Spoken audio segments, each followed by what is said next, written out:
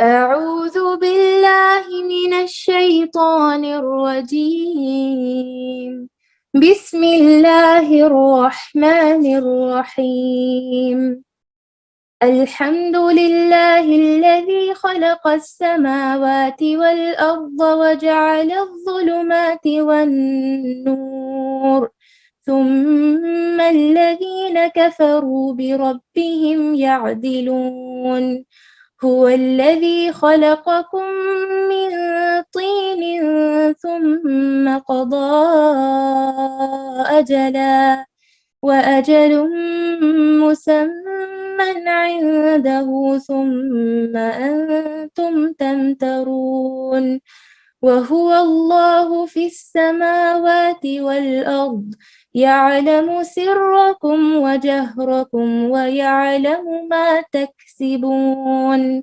وما تأتيهم من آية من آيات ربهم إلا كانوا عنها معرضين فقد كذبوا بالحق لما جاءهم فسوف يأتيهم أنباء ما كانوا به يستهزئون ألم يروكم أهلكنا من قبلهم من قرن مكناهم في الأرض ما لم نمكن لكم وأرسلنا السماء عليهم مدرارا وجعلنا الأنهار تجري من تحتهم فأهلكناهم بذنوبهم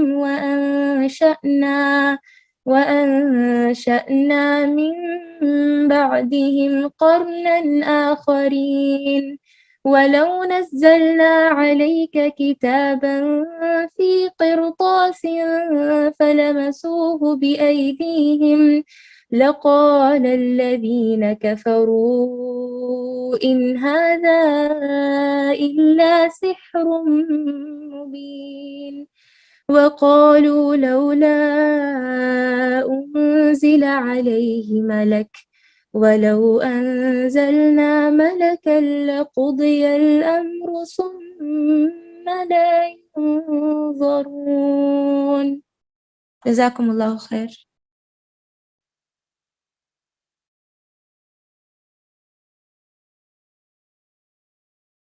وأنت فجزاكم الله خيرا بارك الله في. أعوذ بالله من الشيطان الرجيم بسم الله الرحمن الرحيم. قال رب اشرح لي صدري ويسر لي أمري واحلل عقدة من لساني يفقهوا قولي. سامعات السلام علیکم ورحمۃ اللہ وبرکاتہ. الحمدللہ دور قرآن کے سلسلے میں آج ہم نے سورۃ الانعام سے شروع کرنا ہے انشاءاللہ. اسٹوڈنٹس نکال لیجئے کلام پاک سے سورۃ الانعام. سورۃ انعام کی آیت نمبر 1 سے 19 تک اللہ کی قدرت و وحدانیت کے دلائل بتلائے گئے اور مشرکین کا باطل کے لیے جھگڑا کرنا اور اس کا انجام بتلایا گیا، اور کفار مکہ کا قرآن اور محمد صلی اللہ علیہ وسلم پر اعتراضات کے جوابات دیے گئے اور رب حقیقی کا تعارف کیا گیا. آئیے دیکھتے ہیں کیا ہے. بسم اللہ الرحمن الرحیم. تمام تعریفیں اللہ ہی کے لیے ہے جس نے آسمانوں کو اور زمین کو پیدا کیا، تاریکیوں کو اور نور کو بنایا. پھر بھی کافر لوگ غیر اللہ کو اپنے رب قرار دیتے، غیر اللہ کو اپنے رب کے برابر قرار دیتے ہیں. ایسا ہی ہے جس نے تم کو مٹی سے بنایا، پھر ایک وقت معین تک خاص اللہ ہی کے نزدیک ہے، اور دوسرا وقت معین خاص اللہ ہی کے نزدیک ہے. پھر بھی تم شک رکھتے ہو. اور وہی ہے معبود برحق آسمانوں میں اور زمین میں، وہ تمہارے پوشیدہ اور تمہارے ظاہر احوال کو جانتا ہے. جو کچھ تم کر رہے ہو اس کو سب پتہ ہے، اور ان کے پاس کوئی نشانی بھی ان کے رب کی نشانیوں کے پاس سے نہیں آتی مگر وہ اس سے اعراض ہی کرتے ہیں. انہوں نے اس سچی کتاب کو بھی جھٹلا دیا جبکہ وہ ان کے پاس پہنچی ہو. سو جلد ہی ان کو اس چیز کی خبر مل جائے گی جس کے ساتھ یہ لوگ مذاق کر رہے تھے. کیا انہوں نے نہیں دیکھا کہ ہم ان سے پہلے کتنی جماعتوں کو ہلاک کر چکے جن کو ہم نے دنیا میں ایسی قوت دی تھی کہ وہ قوت تم کو وہ قوت نہیں دی گئی, اور ہم نے ان پر خوب بارشیں برسائیں, ہم نے ان کے نیچے سے نہریں جاری کر دی, پھر ہم نے ان کو ان کے گناہوں کے سبب ہلاک کر ڈالا, اور ان کے بعد دوسری جماعتوں کو پیدا کر دیا. اور اگر ہم کاغذ پر لکھا ہوا کوئی فرشتہ بھی کوئی نوشتہ بھی نازل کرتے نا اے نبی آپ پر, پھر اس کو یہ لوگ اپنے ہاتھوں سے چھو بھی لیتے, تب بھی یہ کافر لوگ یہی کہتے کہ یہ سب کچھ سری جادو ہے.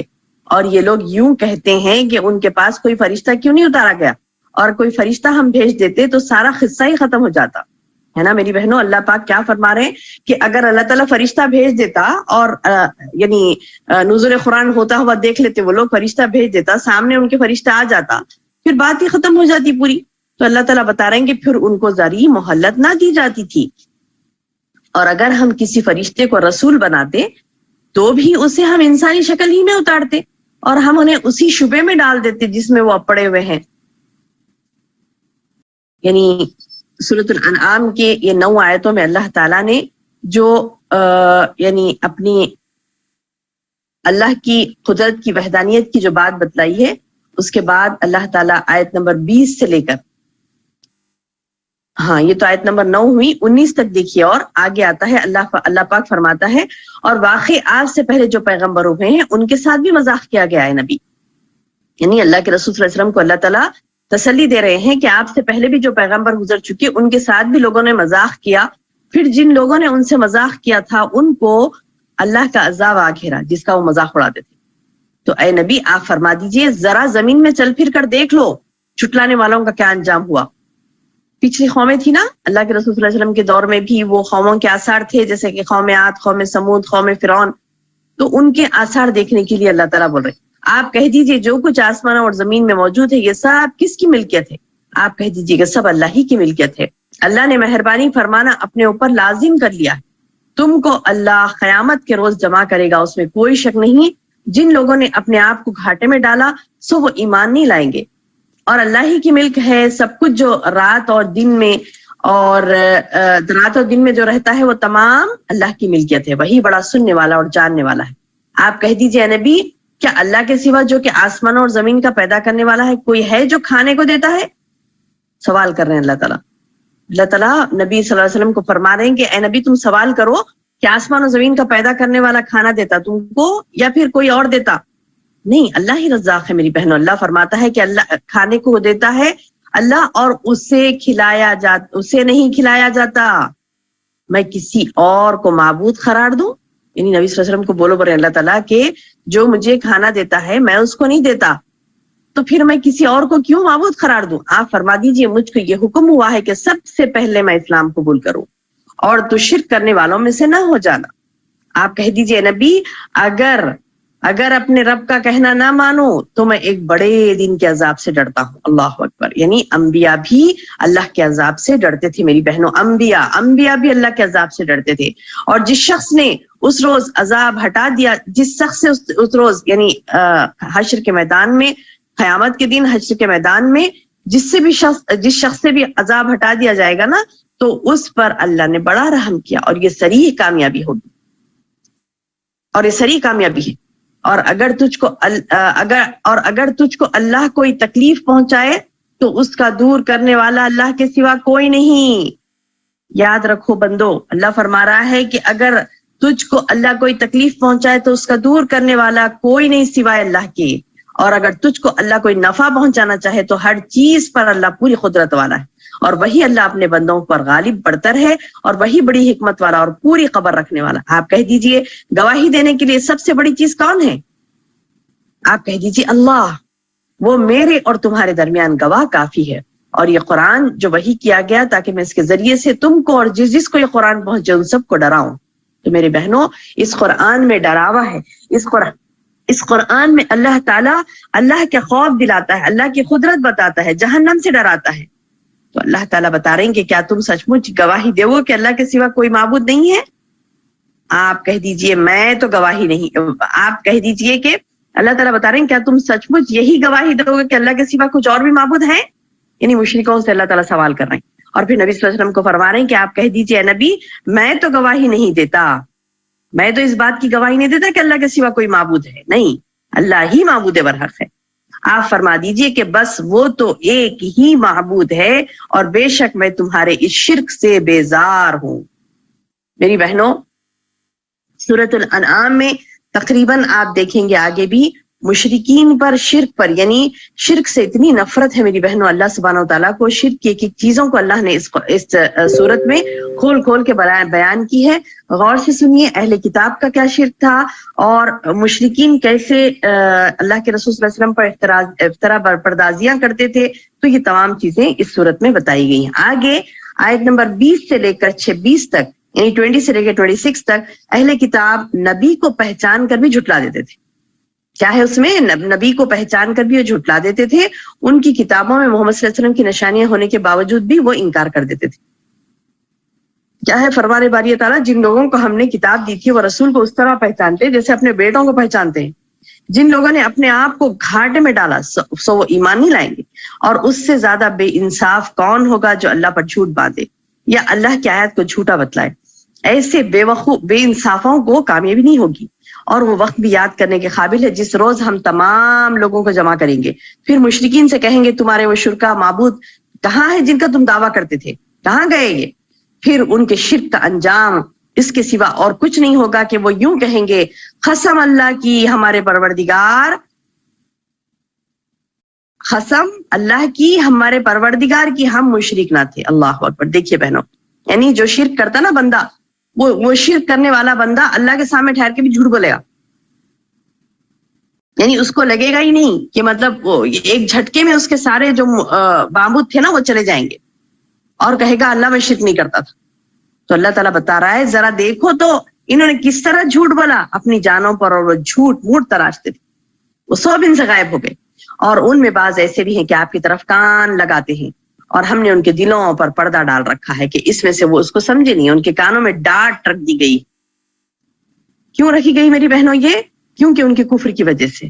آگے اللہ فرما رہا ہے کہ اگر وہ لوگ تمام دلائل بھی دیکھ لیں گے نا, ان پر کبھی بھی ایمان نہیں لائیں گے. یہاں تک کہ جب یہ لوگ آپ کے پاس آتے ہیں نبی, تو آپ سے خواہ مخواہ جھگڑا کرتے ہیں. یہ لوگ جو کافر ہیں یوں کہتے ہیں کہ یوں تو یہ تو کچھ بھی نہیں ہے, یہ صرف پہلے کی داستانیں ہیں, نعوذ باللہ. اور یہ لوگ اس سے دوسروں کو بھی روکتے ہیں اور خود بھی اس سے دور دور رہتے ہیں. اور یہ لوگ اپنے آپ ہی کو تباہ کر رہے ہیں اور کچھ خبر نہیں رکھتے. آگے آیت نمبر 27 سے لے کر 27 سے 32 تک اللہ تعالیٰ قیامت میں مشرکین جو پچھتائیں گے اور ان سے جو سوال کیا جائے گا اس تعلق سے آیا. کیا فرما رہا اللہ تعالیٰ, اگر آپ اس وقت دیکھیں جب یہ دوزخ کے پاس کھڑے کیے جائیں گے تو کہیں گے ہائے ہائے کیا اچھی بات ہو کہ پھر واپس ہم بھیج دیے جائیں. اور اگر ایسا ہو جائے تو ہم اپنے رب کی آیات کو کبھی نہیں جھٹلائیں گے اور ہم ایمان والوں میں سے ہو جائیں گے.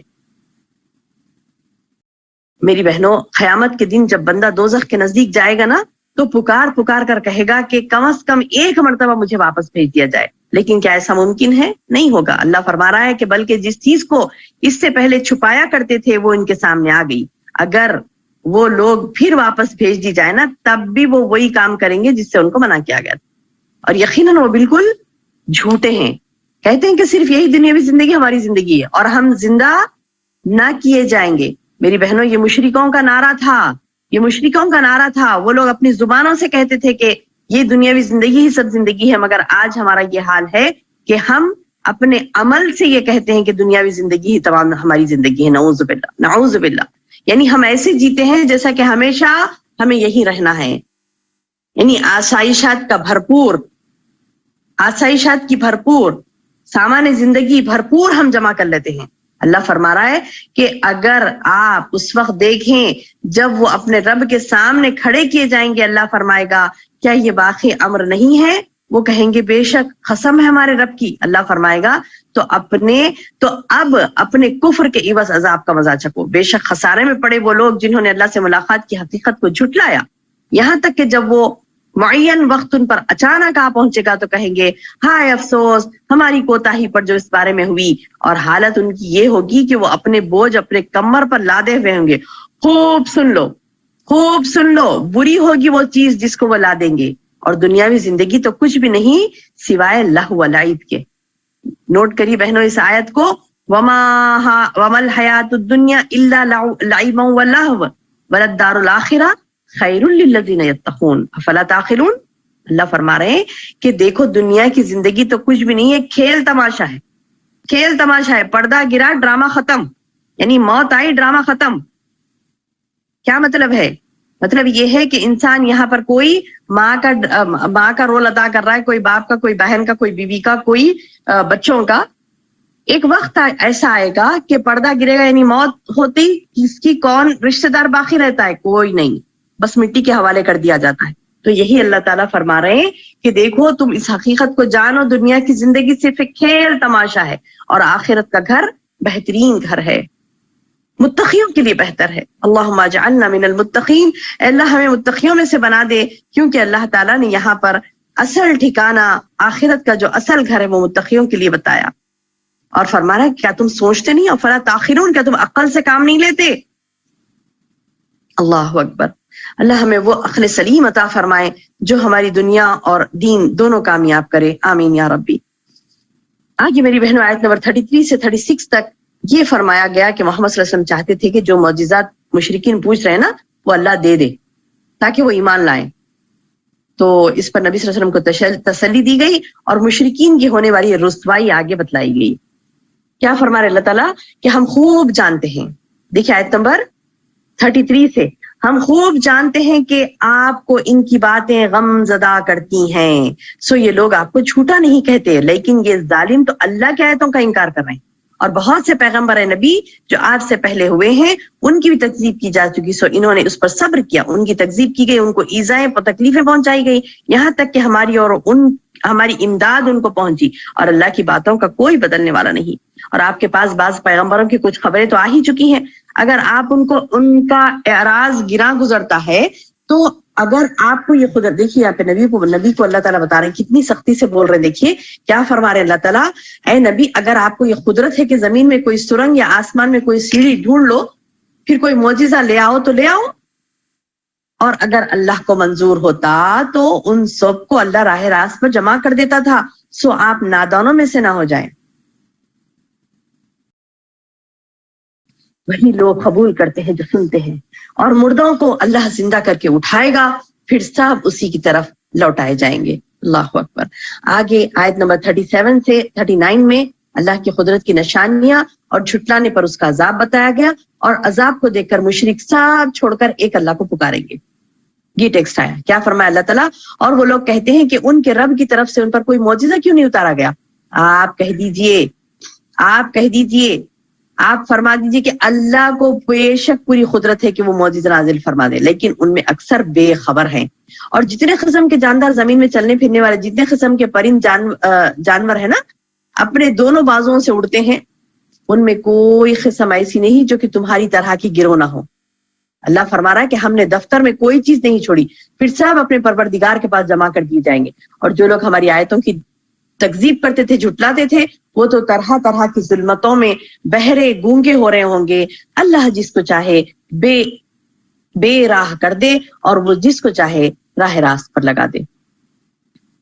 आगे आयत नंबर 40 से 73 तक मेरी बहनों मुसलसल अल्लाह पाक ने मुशरिकों की हालत, उनका शिर्क, और अल्लाह की कुदरत की दलाइल दिए, और रसूलों की तौहीद बयान की, और शिर्क के खिलाफ जो मुहिम चलाते थे रसूल उसको बतलाते हुए मुशरिकीन को क़यामत के दिन से डराया गया, और मोमिन को मोहम्मद सल्लल्लाहु अलैहि वसल्लम और कुरान का मजाक उड़ाने वालों की महफिल में बैठने से मना किया गया. आयत नंबर 40 से 73 तक ये मज़ामीन आए हैं. आइए देखते हैं क्या है. अल्लाह ताला फरमाता है, आप कह दीजिए अपना हाल तो बतलाओ, अगर तुम अल्लाह पर कोई अजाब आ पड़े. अल्लाह ताला बता रहे हैं इंसान को पूछो, बोलने लोगों को, नबी सल्लल्लाहु अलैहि वसल्लम को कह रहे हैं कि आप कह दीजिए कि अपना हाल तो बतलाओ कि अगर तुम पर अल्लाह का कोई अजाब आ पड़े या क़यामत ही आ पहुंचे तो क्या अल्लाह के सिवा किसी को पुकारोगे अगर तुम सच्चे हो? नहीं, बल्कि खालिस उसी को पुकारोगे. फिर जिसके लिए तुम पुकारोगे अगर वो चाहे अल्लाह तो उसको भी हटा देगा, और जिनको तुम शरीक ठहराते हो वो सब भूल भाल जाओगे तुम. اور بلا شبہ اللہ فرمانے کی بلا شبہ ہم نے اور امتوں کی طرف بھی جو کہ آپ سے پہلے گزر چکے نبی پیغمبر بھیجے تھے، سو ہم نے ان کو تنگ دستی اور بیماری سے پکڑا تاکہ وہ عاجزی سے گر گڑائے. کیا ہے میری بہنوں آیت نمبر 42 میں دیکھیے، اللہ تنگ دستی دیتا ہے اور بیماریاں دیتا ہے. کیوں؟ کیونکہ بندہ عاجزی کے ساتھ اس کے پاس گڑ گڑائے. لیکن اگر میری بہنوں یہی بندہ جب اس کو آزمایا جا رہا، اللہ تعالیٰ بھوکے رکھ کر آزما رہا ہے، تنگ دستی دے کر آزما رہا ہے، بیماریاں دے کر آزما رہا ہے، اس کے باوجود وہ اللہ کی طرف نہیں پلٹتا تو اس سے بدنصیب کون ہوگا؟ دیکھیے اللہ فرما رہا ہے، سو جب ان کو ہماری سزا پہنچی تھی تو انہوں نے عاجزی کیوں اختیار نہیں کی، لیکن ان کے دل سخت ہو گئے، شیطان نے ان کے اعمال کو ان کے خیال میں آراستہ کر دیا. پھر جب وہ لوگ ان چیزوں کو بھولے رہے جن کی ان کو نصیحت کی جاتی تھی تو ہم نے ان پر ہر چیز کے دروازے کشادہ کر دیے. دیکھیے اب اللہ کا روکنا بھی آزمائش تھی، اللہ کا دینا بھی آزمائش ہے. اللہ فرما رہا ہے کہ آزمانے کے لیے اللہ نے دروازے پورے کشادہ کر دیے، یہاں تک کہ جب ان چیزوں پر جو کہ ان کو ملی تھیں وہ خوب اترانے لگے، ہم نے ان کو اچانک پکڑ لیا. پھر تو وہ بالکل مایوس ہو کر رہ گئے اور پھر ظالم لوگوں کی جڑ کٹ گئی. اور اللہ کا شکر ہے جو تمام عالم کا پروردگار ہے. سبحان اللہ. کیا فرما رہا اللہ تعالیٰ کہ جب اللہ کشادگی دیتا نا میری بہنوں، خوب کشادگی ملتی ہے اور بندہ اگر نافرمانیوں پہ نافرمانی کرتا ہے، خوب اتراتا ہے لے کر اللہ کی نعمتوں کو لے کر اکڑتا ہے، تو اللہ کیا کرتا ہے؟ اچانک عذاب لا لیتا. اور اللہ تعالیٰ بتا رہے اللہ بڑے حمد والا ہے، یعنی اس کا شکر ہے، تمام عالم کا پروردگار ہے. آپ کہہ دیجئے اے نبی یہ بتلاؤ اگر اللہ تمہاری سماعت تمہاری بصارت بالکل لے لے. اللہ اکبر. اس آیت کو بھی نوٹ کریے میری بہنوں، کیسے اللہ تعالیٰ کا انداز ہے. اللہ تعالیٰ بتا رہا ہے کہ آپ کہہ دیجئے اے نبی یہ بتلاؤ اگر اللہ تم لوگوں کی سماعت اور بصارت بالکل بھی لے لینا اور تمہارے دلوں پر مہر کر دے تو اللہ کے سوا کوئی معبود ہے کہ تم کو پھر واپس لوٹائے؟ نہیں. اگر اللہ میری بہنوں ہمارے سننے کی قوت اور ہمارے دیکھنے کی قوت چھین لینا تو اللہ کے سوا کوئی ہے دینے والا؟ نہیں. اللہ تعالیٰ فرما رہے ہیں کہ میرے سوا کوئی نہیں تمہیں دینے والا. آپ دیکھیے تو ہم کس طرح دلائل کو مختلف انداز سے پیش کر رہے ہیں، پھر بھی یہ اعتراض کر رہے ہیں. آپ کہہ دیجئے یہ بتلاؤ اگر تم پر اللہ کا عذاب آ پڑے خواہ اچانک ہے علانیہ، تو کیا ظالم لوگوں کے علاوہ اور کوئی ہلاک کیا جائے گا؟ نہیں. اور ہم پیغمبروں کو صرف اس لیے بھیجتے ہیں کہ وہ بشارت دیں، ڈرائیں. پھر جو ایمان لائے اصلاح کر لے تو ان پر کوئی اندیشہ نہیں ہے، نہ وہ غمگین ہوں گے. ہاں جو لوگ ہماری آیتوں کو جھٹلاتے ان کو اس وجہ سے عذاب پہنچے گا کہ وہ نافرمانیاں کرتے تھے. اے نبی آپ کہہ دیجئے نہ تو میں تم سے یہ کہتا ہوں کہ میرے پاس اللہ کے خزانے. اس کو بھی نوٹ کریے میری بہنوں، آیت نمبر 50 میں اللہ تعالیٰ بول رہے ہیں کہ نبی کے پاس کوئی غیب کا علم نہیں ہوتا. اب جو کہتے ہیں نا لوگ دعوے کرتے ہیں نا، بعض نعوذ باللہ بعض لوگ یہ دعوے کرتے ہیں، یہ دعویٰ کرنا کفر ہے. کیا دعویٰ کرنا؟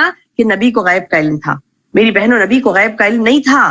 اللہ تعالیٰ اس آیت میں بول رہے دیکھیے اے نبی آپ کہہ دیجئے نہ تو میں تم سے یہ کہتا ہوں کہ میرے پاس اللہ کے خزانے ہیں، نہ میں غیب جانتا ہوں. ولا اعلم الغیب، میں غیب نہیں جانتا. یہ نبی صلی اللہ علیہ وسلم خود فرما رہے اللہ تعالیٰ کلام میں لکھ دیے کہہ رہے ہیں اللہ تعالیٰ کہ اے نبی تم کہہ دو میرے پاس اللہ کے خزانے ہیں، نہ میں غیب جانتا ہوں، اور نہ میں تم سے یہ کہتا ہوں کہ میں فرشتہ ہوں. میں تو صرف جو کچھ میرے پاس وحی آتی ہے اس کی اتباع کرتا ہوں. آپ کہہ دیجئے کہ اندھا اور بینا، یعنی اندھا اور دیکھنے والا دونوں برابر نہیں ہو سکتے. سو کیا تم غور نہیں کرتے؟ اور ایسے لوگوں کو ڈرائیے جو اس بات سے اندیشہ رکھتے ہیں کہ اپنے رب کے پاس ایسی حالت میں جمع کیے جائیں گے کہ اللہ کے سوا کوئی ان کا مددگار ہوگا، نہ کوئی شفیع ہوگا، یعنی کوئی شفاعت نہیں کرے گا. اس امید پر وہ ڈر جائیں گے. اور ان لوگوں کو اپنے سے دور نہ ہٹائیں. نبی صلی اللہ علیہ وسلم کو اللہ تعالیٰ فرما رہے ہیں اے نبی تم ان لوگوں کو اپنے سے دور نہ ہٹاؤ جو صبح شام اپنے پروردگار کی عبادت کرتے ہیں، خاص اسی کی رضامندی چاہتے ہیں. ان کے حساب سے آپ کے ذمہ کچھ نہیں اور نہ آپ کے حساب سے کچھ ان کے ذمہ ہے. سو اگر آپ انہیں اپنے سے دور ہٹائیں گے تو آپ ظلم کرنے والوں میں سے ہو جائیں گے. اللہ اکبر. اور اللہ تعالیٰ بتا رہا ہے کہ اسی طرح ہم نے بعض لوگوں کو دوسروں کے ذریعے سے آزمائش میں ڈال رکھا ہے تاکہ یہ لوگ کہا کریں کیا یہ لوگ ہیں کہ ہم سب میں سے ان پر اللہ نے فضل کیا ہے. یہ کیا ہوتا تھا میری بہنوں، جب اللہ کے رسول صلی اللہ علیہ وسلم کے اطراف غربا بیٹھتے نا تو کفار و مشرکین جو قریش کے تھے نا تو وہ لوگ کیا کہتے تھے کہ کیا اللہ ہم سب کو چھوڑ کے ان کے اوپر فضل کرا. یہ پورے غریب مذاق اڑاتے تھے. تو اللہ تعالیٰ بتا رہی کہ سب کو اللہ آزماتا ہے, کسی کو دے کر آزماتا ہے, کسی سے لے کر آزماتا ہے. اللہ فرماتا ہے کہ یہ بات نہیں ہے کہ اللہ شکر گزاروں کو خوب جانتا ہے, اور وہ لوگ جب آپ کے پاس آئیں جو ہماری آیتوں پر ایمان رکھتے ہیں, یوں کہہ دیجئے تم پر سلامتی ہو. یہاں پر سلام کرنے کا انداز بتایا جا رہا ہے, یعنی جو ایمان والے ہوتے نا ان کو کیا کہنا چاہیے جب وہ آتے ہیں اپنے پاس, تو ان کو سلام کہنا چاہیے. کہہ دیجئے کہ تم پر سلامتی ہو, تمہارے رب نے مہربانی فرمانا اپنے ذمے مقرر کر لیا ہے. جو شخص تم میں سے برا کام کر بیٹھے, دیکھیے میری بہنوں اللہ کی رحمت, دیکھیے کیا فرما رہے اللہ تعالیٰ, اگر تم میں سے کوئی شخص برا کام کر بیٹھے جہالت سے, یعنی اسے نہیں پتا تھا, پھر وہ اس کے بعد توبہ کر لے, اصلاح کر لے, تو اللہ کی یہ شان ہے کہ وہ بڑی مغفرت والا اور بڑی رحمت والا ہے. سبحان اللہ. آگے اللہ فرما رہا ہے کہ اسی طرح ہم آیات کو تفصیل سے بیان کر رہے ہیں تاکہ مجرمین کا طریقہ ظاہر ہو جائے. آپ کہہ دیجئے اے نبی, مجھ کو اس بات سے روک دیا گیا کہ ان کی عبادت کروں جن کو اللہ کے سوا تم پکارتے ہو. آپ کہہ دیجئے اے نبی, میں تمہارے خواہشات کی پیروی نہیں کروں گا, کیونکہ اس حالت میں تو میں بے راہ رو ہو جاؤں گا اور راہ راست پر چلنے والوں میں نہ رہوں گا. آپ کہہ دیجئے میرے پاس تو ایک دلیل ہے میرے رب کی طرف سے, اور تم اس قرآن کی تکذیب اگر کرتے ہو, اس کو جھٹلاتے ہو, جس چیز کی تم جلد بازی کر رہے ہو نا قیامت کی, وہ میرے پاس نہیں ہے. حکم تو صرف اللہ ہی کا ہے جو حق ہی بیان کرتا ہے, اور وہی سب سے اچھا فیصلہ کرنے والا ہے. میری بہنوں, یہ مشرکین کہتے تھے ہاں ہو تو قیامت کیوں نہیں آ رہی, پھر یہ فیصلہ کیوں نہیں ہو جا رہا ہمارا. تو اللہ کے رسول صلی اللہ علیہ وسلم کو کہہ رہے ہیں, اللہ کے رسول صلی اللہ علیہ وسلم کو کہنے کے لیے کہہ رہے ہیں اللہ تعالیٰ کہ اے نبی تم یہ کہہ دو کہ جس چیز کی تم جلد بازی کر رہے ہیں نا وہ میرے پاس نہیں ہے, وہ تو اللہ کا ایک حکم ہوگا, ہو جا کن تو فیکون, ہو جائے گی, ساری دنیا تباہ ہو جائے گی, ایک اشارہ ہوگا اللہ کا. آپ کہہ دیجئے اگر میرے پاس وہ چیز ہوتی جس کی تم جلدی کر رہے ہو نا, تو میرے اور تمہارے درمیان معاملے کا فیصلہ ہو چکا ہوتا. اللہ ظالموں کو خوب جانتا ہے. یعنی اللہ نے انسان کے ہاتھ میں قیامت نہیں دی. اگر انسان کے ہاتھ میں قیامت دیتی تو وہ برداشت نہیں کرتا نا ان کے گناہ اور ان کے سرکشیاں. وہ انسان کیا کرتا, انسان تو بڑا جلد باز واقع ہوا ہے, وہ تو قیامت برپا ہی کر دیتا. لیکن اللہ نے اسے اپنے ہاتھ میں رکھا, اور اللہ تعالیٰ فرما رہا ہے اللہ ہی کے پاس ہے غیب کی کنجیاں, خزانے, ان کو اللہ کے سوا کوئی نہیں جانتا, اور تمام چیزوں کو وہ جانتا ہے اللہ پاک, جو کچھ خشکی میں ہے, جو کچھ دریاؤں میں ہے, اور کوئی پتہ نہیں کرتا مگر وہ اس کو بھی جانتا ہے. کوئی دانہ زمین کے تاریک حصوں میں ایسا پڑا ہوا نہ ہوتا کہ, اور نہ کوئی تر نہ کوئی خشک چیز زمین پر گرتی ہے, مگر یہ سب کتاب مبین میں ہے. اللہ اکبر, اللہ اکبر. دیکھیے اللہ کتنا زیادہ جانتا ہے, اور وہ ایسا ہے کہ رات میں تمہاری روح کو قبض کر دیتا ہے. غور سے سنیے میری بہنوں, کیا بول رہے ہیں اللہ تعالیٰ, جب ہم رات میں نیند آ جاتی نا, سو جاتے ہیں نا, تو ہماری روحیں چلی جاتی ہیں اللہ کے پاس. اللہ روح قبض کر لیتا ہے. یعنی نیند کو وفات سے تعبیر کیا گیا یہاں پر, اسی لیے کہتے ہیں نا نیند کو کیا کہتے ہیں, چھوٹی موت کہتے ہیں نیند کو, چھوٹی موت کہا جاتا ہے نیند کو, اور جو اصل وفات ہوتی ہے وہ بڑی وفات ہوتی ہے. یعنی اللہ تعالیٰ روزانہ, اللہ اسی لیے تو ہم کہتے ہیں نا میری بہنوں, جب نیند میں سے اٹھتے ہیں کیا کہتے ہیں, الحمدللہ الذی احیانا بعد ما اماتنا, اللہ تیرا شکر ہے جس نے مجھے حیات دی, احیانا بعد ما اماتنا, میری موت کے بعد. یعنی نیند ایک موت کی شکل ہے. تو روزانہ اللہ فرما رہے ہیں کہ روزانہ دیکھو میں تمہاری روحوں کو قبض کرتا ہوں روزانہ, اور وہ ایسا ہے کہ رات میں تمہاری روح کو قبض کرتا ہے, اور جو کچھ تم دن میں کرتے ہو اس کو خوب جانتا ہے. یعنی ہم اللہ کے ہاتھ میں پوری طریقے سے ہے, یاد رکھیے اس بات کو. راتوں کو روح قبض کرتا ہے, دن میں کیا کیا کر رہے ہیں ہم لوٹا دیتا نا وہ روح کو, تو دن میں کیا کیا کر رہے ہیں سب جانتا ہے اللہ تعالیٰ. پھر تم کو جگہ اٹھاتا ہے تاکہ میعاد معین تمام کر دی جائے, پھر اسی کی طرف تم کو لوٹ کر جانا ہے. پھر وہ تمہیں بتلا دے گا جو کچھ تم کیا کرتے تھے. اور وہی ہے اللہ اپنے بندوں کے اوپر غالب برتر, اور تم پر نگرانی کرنے والے فرشتے بھی بھیجتا ہے, یہاں تک کہ جب تم میں سے کسی کی موت آ پہنچتی ہے تو اس کی روح ہمارے بھیجے ہوئے قبض کر لیتے ہیں, اور وہ ذرا کوتاہی نہیں کرتے. یعنی فرشتے اللہ کے حکم سے فوری آتے ہیں اور روح نکال کر لے چلے جاتے ہیں. پھر سب اپنے مالک حقیقی کے پاس لائے جاتے ہیں. خوب سن لو, فیصلہ اللہ ہی کا ہوگا, اور وہ بہت جلد حساب لینے والا ہے. آپ کہہ دیجئے وہ کون ہے جو تم کو خشکی اور دریا کے اندر اندھیروں سے نجات دیتا ہے. تو اسی کو پکارتے ہوئے, گڑ گڑاتے ہوئے, چپ کے کہ اگر تو ہم کو ان سے نجات دے دینا تو ہم ضرور شکر کرنے والوں میں سے ہو جائیں گے. اللہ اکبر. مشرک کیا کہتے ہیں میری بہنوں, جب اللہ اندھیروں میں ڈال دیتا ہے، پورے موت کے قریب ہو جاتے، وہ لوگ چلاتے تھے، پکارتے تھے، روتے تھے، اللہ نجات دے دے، ہم تیری بات کریں گے، تیرے سوا کسی کو نہیں پکاریں گے. تو اللہ فرما رہا ہے آپ کہہ دیجئے نبی اللہ ہی تم کو ان سے نجات دیتا ہے اور ہر غم سے. پھر بھی تم شرک کرنے لگتے ہو، پھر بھی تم شرک کرنے لگتے ہو.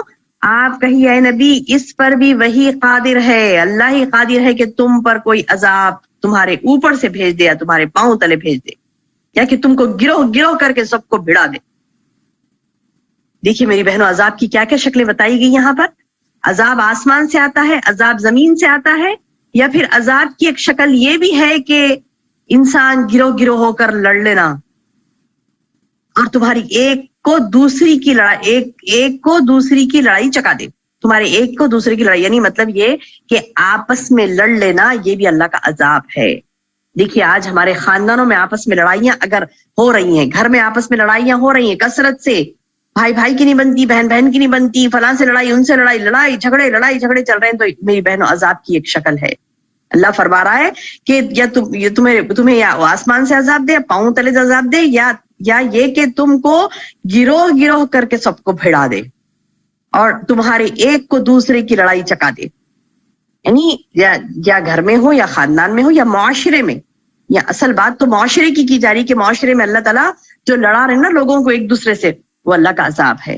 لڑائی لڑنا، جنگیں ہونا اور ایک دوسرے سے لڑنا اور قتل و غارت گری ہونا، فساد ہونا، لڑائی جھگڑے ہونا، یہ اللہ کا عذاب کی ایک شکل ہے. اللہم احفظنا، اللہم احفظنا. اللہ ہم سب کے خاندانوں کو، اللہ ہم سب کے فیملیز کو محفوظ رکھے لڑائی جھگڑے سے اور اللہ کے عذاب سے. آمین یا ربی.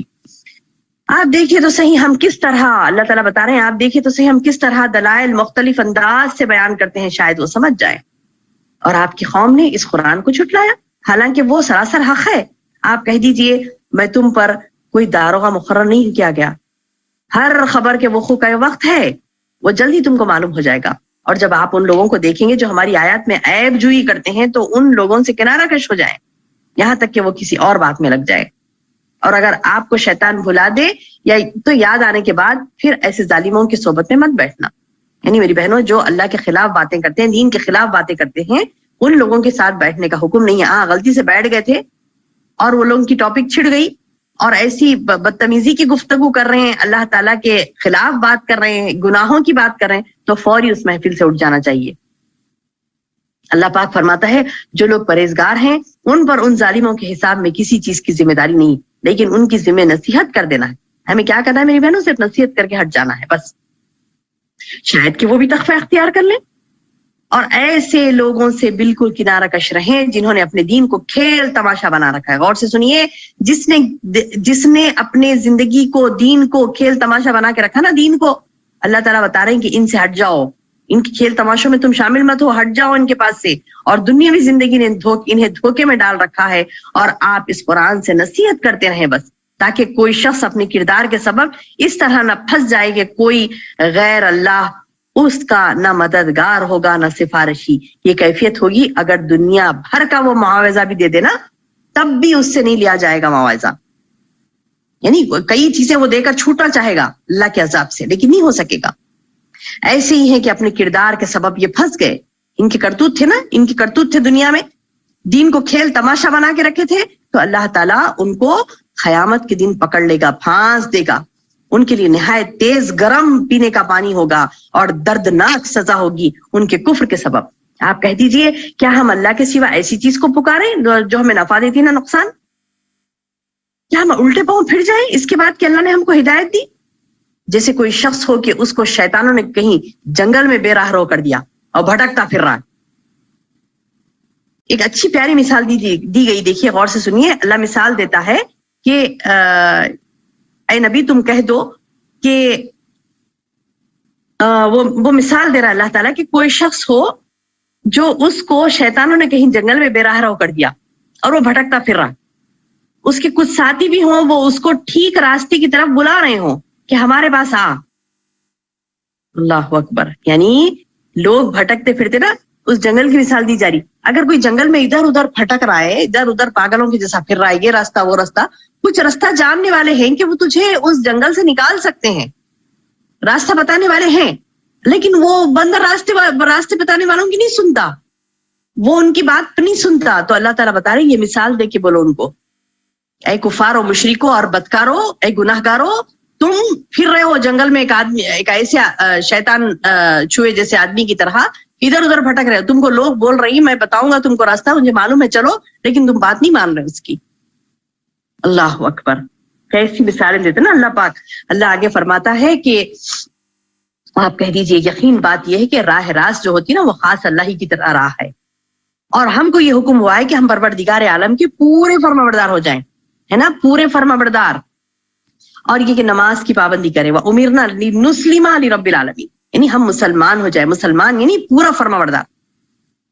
اور یہ کہ نماز کی پابندی کرو, اللہ سے ڈرو, وہی ہے جس کے پاس تم جمع کیے جاؤ گے, وہی ہے جس نے آسمان اور زمین کو با فائدہ پیدا کیا ہے, یعنی آسمان اور زمین سے لوگ بھرپور فائدے اٹھاتے ہیں.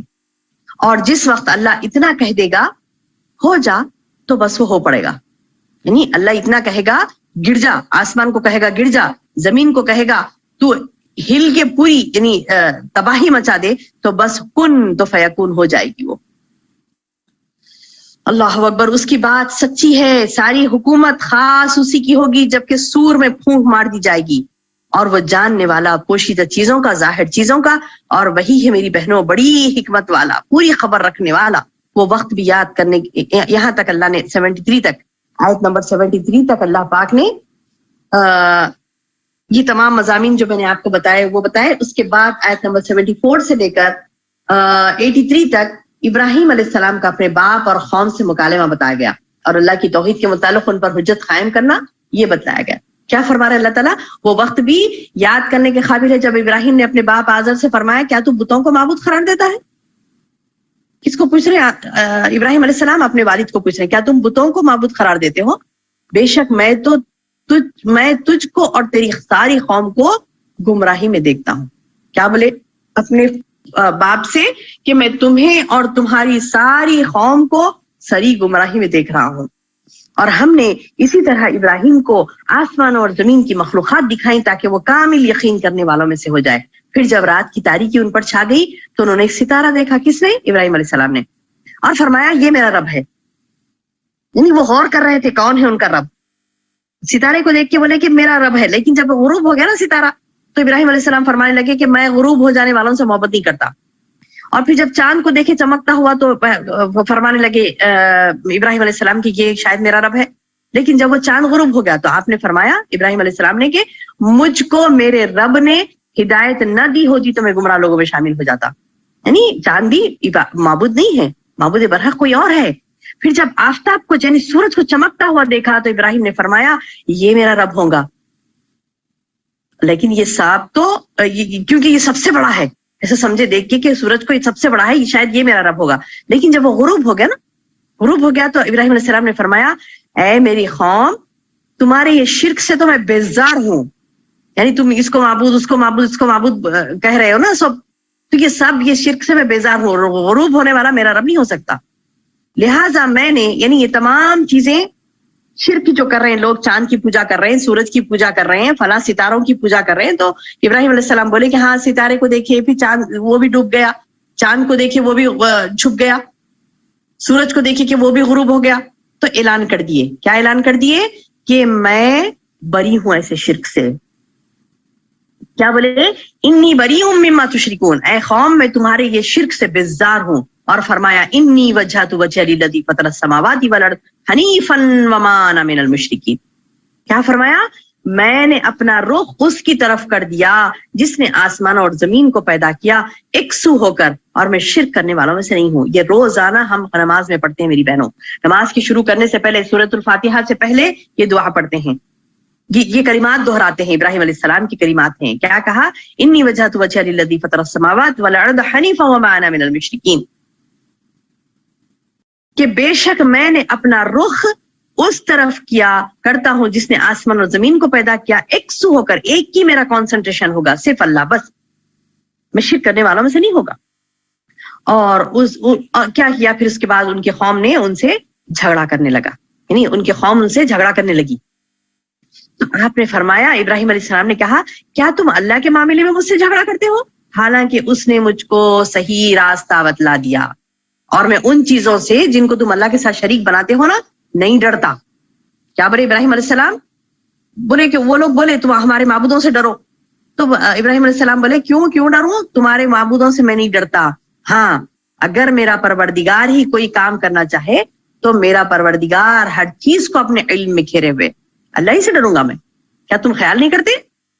اور میں ان چیزوں سے کیسے ڈروں جن کو تم نے شریک بنا لیا ہے، حالانکہ تم اس بات سے نہیں ڈرتے کہ تم نے اللہ کے ساتھ ایسے لوگوں کو شریک ٹھہرایا ہے جن پر اللہ نے کوئی دلیل نازل نہیں فرمائی۔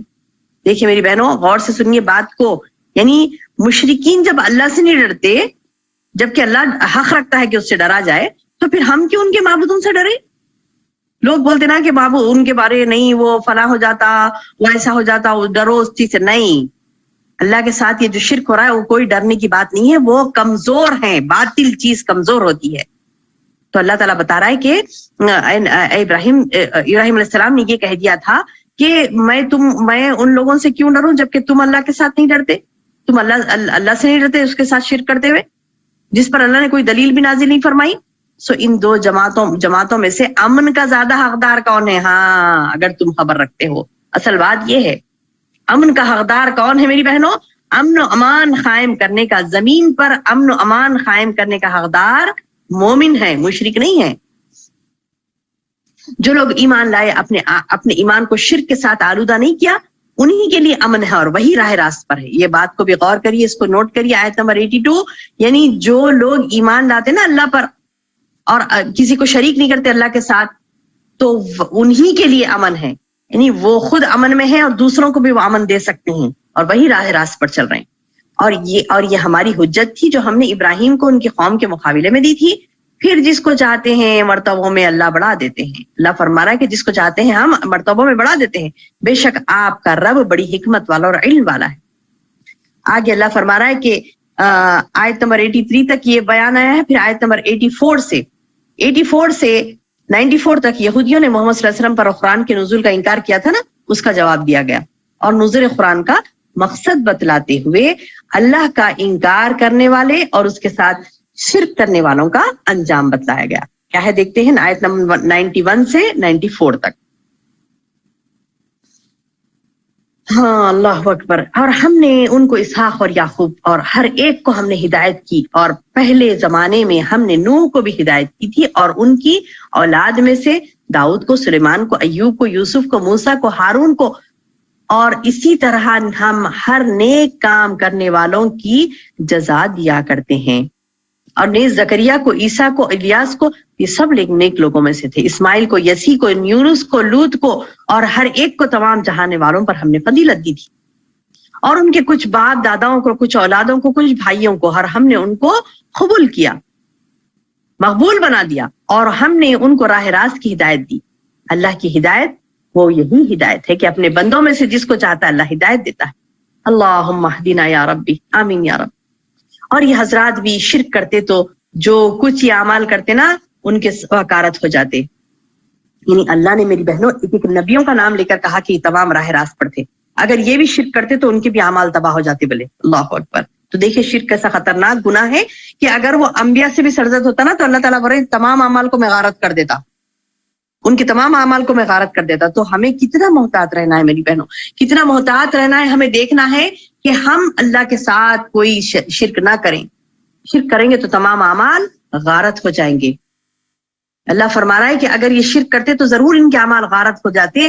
یہ لوگ ایسے تھے کہ ہم نے ان کو کتاب اور حکمت اور نبوت عطا کی تھی، سو اگر یہ لوگ نبوت کا انکار کریں، اگر لوگ نبوت کا انکار کریں تو ہم نے ان کے لیے ایسے بہت سے لوگ مقرر کر دیے جو ان کے منکر نہیں ہیں، ان نبیوں کو ماننے والے بھی تھے۔ تو اللہ تعالیٰ بتا رہے ہیں کہ تمہاری ضرورت نہیں، اگر تم ایمان نہیں لاتے نبی پر تو کوئی اور لائے گا۔ یہی لوگ ایسے تھے جن کو اللہ نے ہدایت دی تھی، یعنی کئی لوگوں کو اللہ ہدایت دیتا ہے، سو آپ بھی انہی کے طریقے پر چلیے، یعنی ہدایت یافتہ لوگوں کے طریقے پر چلیے۔ آپ کہہ دیجئے کہ میں تم سے اس بات پر کوئی معاوضہ نہیں چاہتا، یعنی نبی صلی اللہ علیہ وسلم کو بول رہے اللہ تعالیٰ ان مشرکوں کو بولو تم کو جو میں ہدایت کی راہ بتا رہا ہوں اس کا کوئی معاوضہ نہیں لیتا، یہ تو صرف تمام جہان والوں کے لیے ایک نصیحت ہے۔ یعنی اللہ نے نبی کو، محمد صلی اللہ علیہ وسلم کو پیغمبر بنایا، کس لیے بنایا؟ تاکہ لوگوں کی ہدایت کا وہ ذریعہ بنے، وہ ہدایت دے, لوگوں کو بتائیں, صحیح راستے کی تعلیم دے. اس پر نبی صلی اللہ علیہ وسلم ان سے کوئی اجر نہیں مانگ رہے تھے کہ دیکھو میں تمہیں اللہ کا پیغام پہنچا رہا ہوں, میں تمہیں یعنی نبی بنایا گیا تو مجھے تم فلاں دو, یہ دو, وہ دو, کوئی چیز نہیں مانگ رہے تھے اللہ کے رسول ان سے. آگے اللہ تعالیٰ آیت نمبر 91 سے 94, ہاں تو یہ بھی 90 چل رہی ہے, ابھی 91 سے 94 تک دیکھیے کیا فرما رہے ہیں اللہ تعالیٰ کہ ان لوگوں نے اللہ کی جیسی قدر پہچاننی تھی نا ویسے نہیں پہچانی. ان لوگوں نے جیسی قدر کرنی تھی نا اللہ کی ویسے قدر نہیں کی. کیا کیا؟ کہہ دیا کہ اللہ نے کسی بشر پر کیوں کوئی چیز نازل نہیں کی. یعنی نعوذ باللہ, دیکھیے وہ لوگ اللہ کے رسول صلی اللہ علیہ وسلم کا ہر طریقے سے انکار کرتے تھے میری بہنوں, ہر طریقے سے. دیکھیے آیت نمبر 91 سے 94 تک یہودیوں نے محمد صلی اللہ علیہ وسلم پر قرآن کے نزول کا انکار کیا, اس کا جواب دیا گیا یہاں پر, نوٹ کریے 91 سے 94. اور نزول قرآن کا مقصد بتلاتے ہوئے اللہ کا انکار کرنے والے اور اس کے ساتھ شرک کرنے والوں کا انجام بتلا گیا. آیت نمبر 91 سے 94 تک کیا فرما رہے اللہ تعالیٰ, ان لوگوں نے اللہ کی جیسی قدر کرنا چاہیے تھے نا ویسی قدر نہ کی, جبکہ یوں کہہ دیا کہ اللہ نے کسی بشر پر کوئی چیز نازل نہیں کی, نعوذ باللہ. اور بول دیا کہ نبی صلی اللہ علیہ وسلم کو اللہ تعالیٰ بول رہے ہیں کہ اے نبی آپ کہہ دیجئے وہ کتاب کس نے نازل کی جس کو موسیٰ لائے تھے, جس کی کیفیت یہ ہے کہ وہ نور ہے, لوگوں کے لیے ہدایت ہے, جس کو تم نے ان متفرق اوراق میں چھوڑ دیا جن کو ظاہر کرتے ہو اور بہت سی باتوں کو چھپا دیتے ہو, اور تم بہت سی ایسی باتیں بتائی گئی جن کو تم نہ جانتے تھے نا تمہارے بڑے.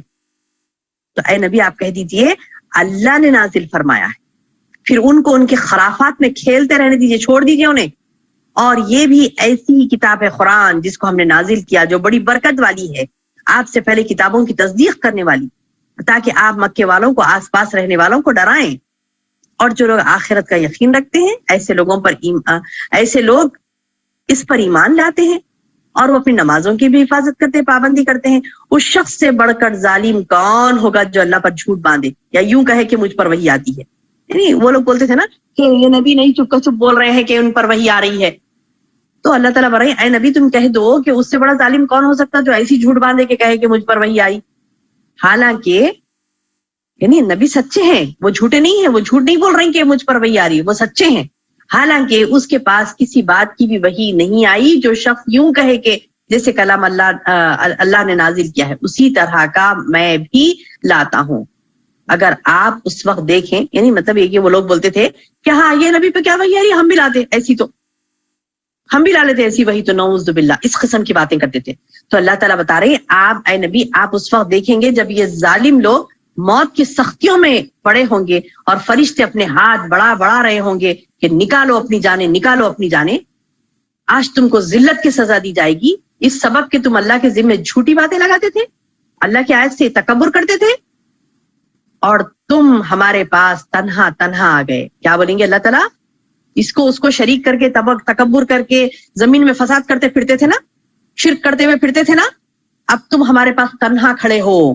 جس طرح ہم نے اول بار تم کو پیدا کیا, جو کچھ ہم نے تم کو دیا ہے اس کو اپنے پیچھے ہی چھوڑائے, اور ہم تو تمہارے ہمراہ تمہارے ان شفاعت کرنے والوں کو بھی نہیں دیکھتے جن کی نسبت تم دعویٰ کرتے تھے کہ وہ تمہارے معاملے میں شریک ہے. واقعی تمہارا آپس میں تعلق قطع ہو گیا, ٹوٹ گیا, خلاص, اور وہ تمہارا دعویٰ ساتھ تم سے گزر گیا ہے نا. مشرکوں کو اللہ پاک فرمائیں گے بڑے دعوے کرتے تھے نا, بڑے دعوے کرتے تھے کہ ہم فلاں ہیں, تو اللہ تعالیٰ بتا رہے ہیں دیکھو کہاں ہیں آج, تم تو اکیلے ٹھہرے میرے سامنے.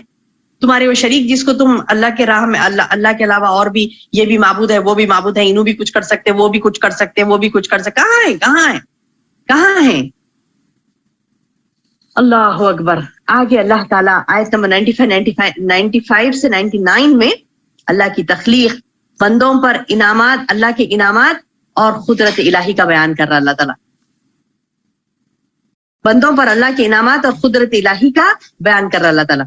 اللہ کی تخلیق, بندوں پر اللہ کے انعامات اور قدرت الہی کا بیان کر رہا اللہ تعالیٰ. کیا فرما رہا ہے کہ بے شک تم جو دیکھتے نا, کس بات کا شرک کرے بندے, اللہ فرما رہا ہے کہ بے شک اللہ دانے کو اور گٹلیوں کو پھاڑنے والا ہے, وہ جاندار کو بے جان سے نکالتا ہے. میری بہنوں غور کرنے کا مقام ہے, غور کرنے کا مقام ہے. ہم تو زمین میں بیج کو دفن کر دیتے ہیں کیا زمین میں کیا بیج میں اتنی طاقت ہے کہ اتنا چھوٹا بیج ہوتا ہے نا میری بہنوں, چھوٹا بیج ہم زمین میں اس کو ڈالتے ہیں, اس کو زمین میں ڈالتے ہیں تو وہ گٹلی کو پھاڑ کر کیا خود سے نکل سکتا؟ اتنی طاقت رہتی دانے کے پاس. دانے کے پاس اتنی طاقت نہیں ہوتی میری بہنوں کہ وہ خود سے زمین کو پھاڑ کر نکلے. زمین کو, دانے کو اور گٹلیوں کو پھاڑنے والا کون ہے؟ اللہ ہے. وہ جاندار کو بے جان سے نکالتا ہے اور بے جان کو جاندار سے نکالتا ہے. یہ اللہ ہے. سو تم کہاں الٹے چلے جا رہے ہو؟ وہ صبح کا نکالنے والا, اس نے رات کو راحت کی چیز بنایا اور سورج اور چاند کو حساب سے رکھا. یہ اس ذات کے اندازے میں ہے جو قادر اور علم والا ہے. اور وہ ایسا ہے جس نے تمہارے لیے ستاروں کو پیدا کیا تاکہ تم اس کے ذریعے سے اندھیروں میں, خشکی میں, دریا میں راستہ معلوم کر سکو. کیا مقصد ہے میری بہنوں ستاروں کا؟ اللہ تعالیٰ یہاں بتا رہا ہے ستاروں کو اللہ پاک نے پیدا کیا. کس لیے پیدا کیا؟ تاکہ اندھیروں میں, خشکی میں, دریا میں ہم راستہ معلوم کر سکیں. بے شک ہم نے, اللہ فرما رہا ہے, بے شک ہم نے دلائل کو خوب کھول کھول کر بیان کر دیا ان لوگوں کے لیے جو خبر رکھتے ہیں. اور وہ اللہ پاک ایسا ہے جس نے تم کو اس شخص سے پیدا کیا. وہ ایسا ہے جس نے تم کو ایک شخص سے پیدا کیا. پھر ہر ایک کے لیے ایک ٹہرنے کی جگہ ہے.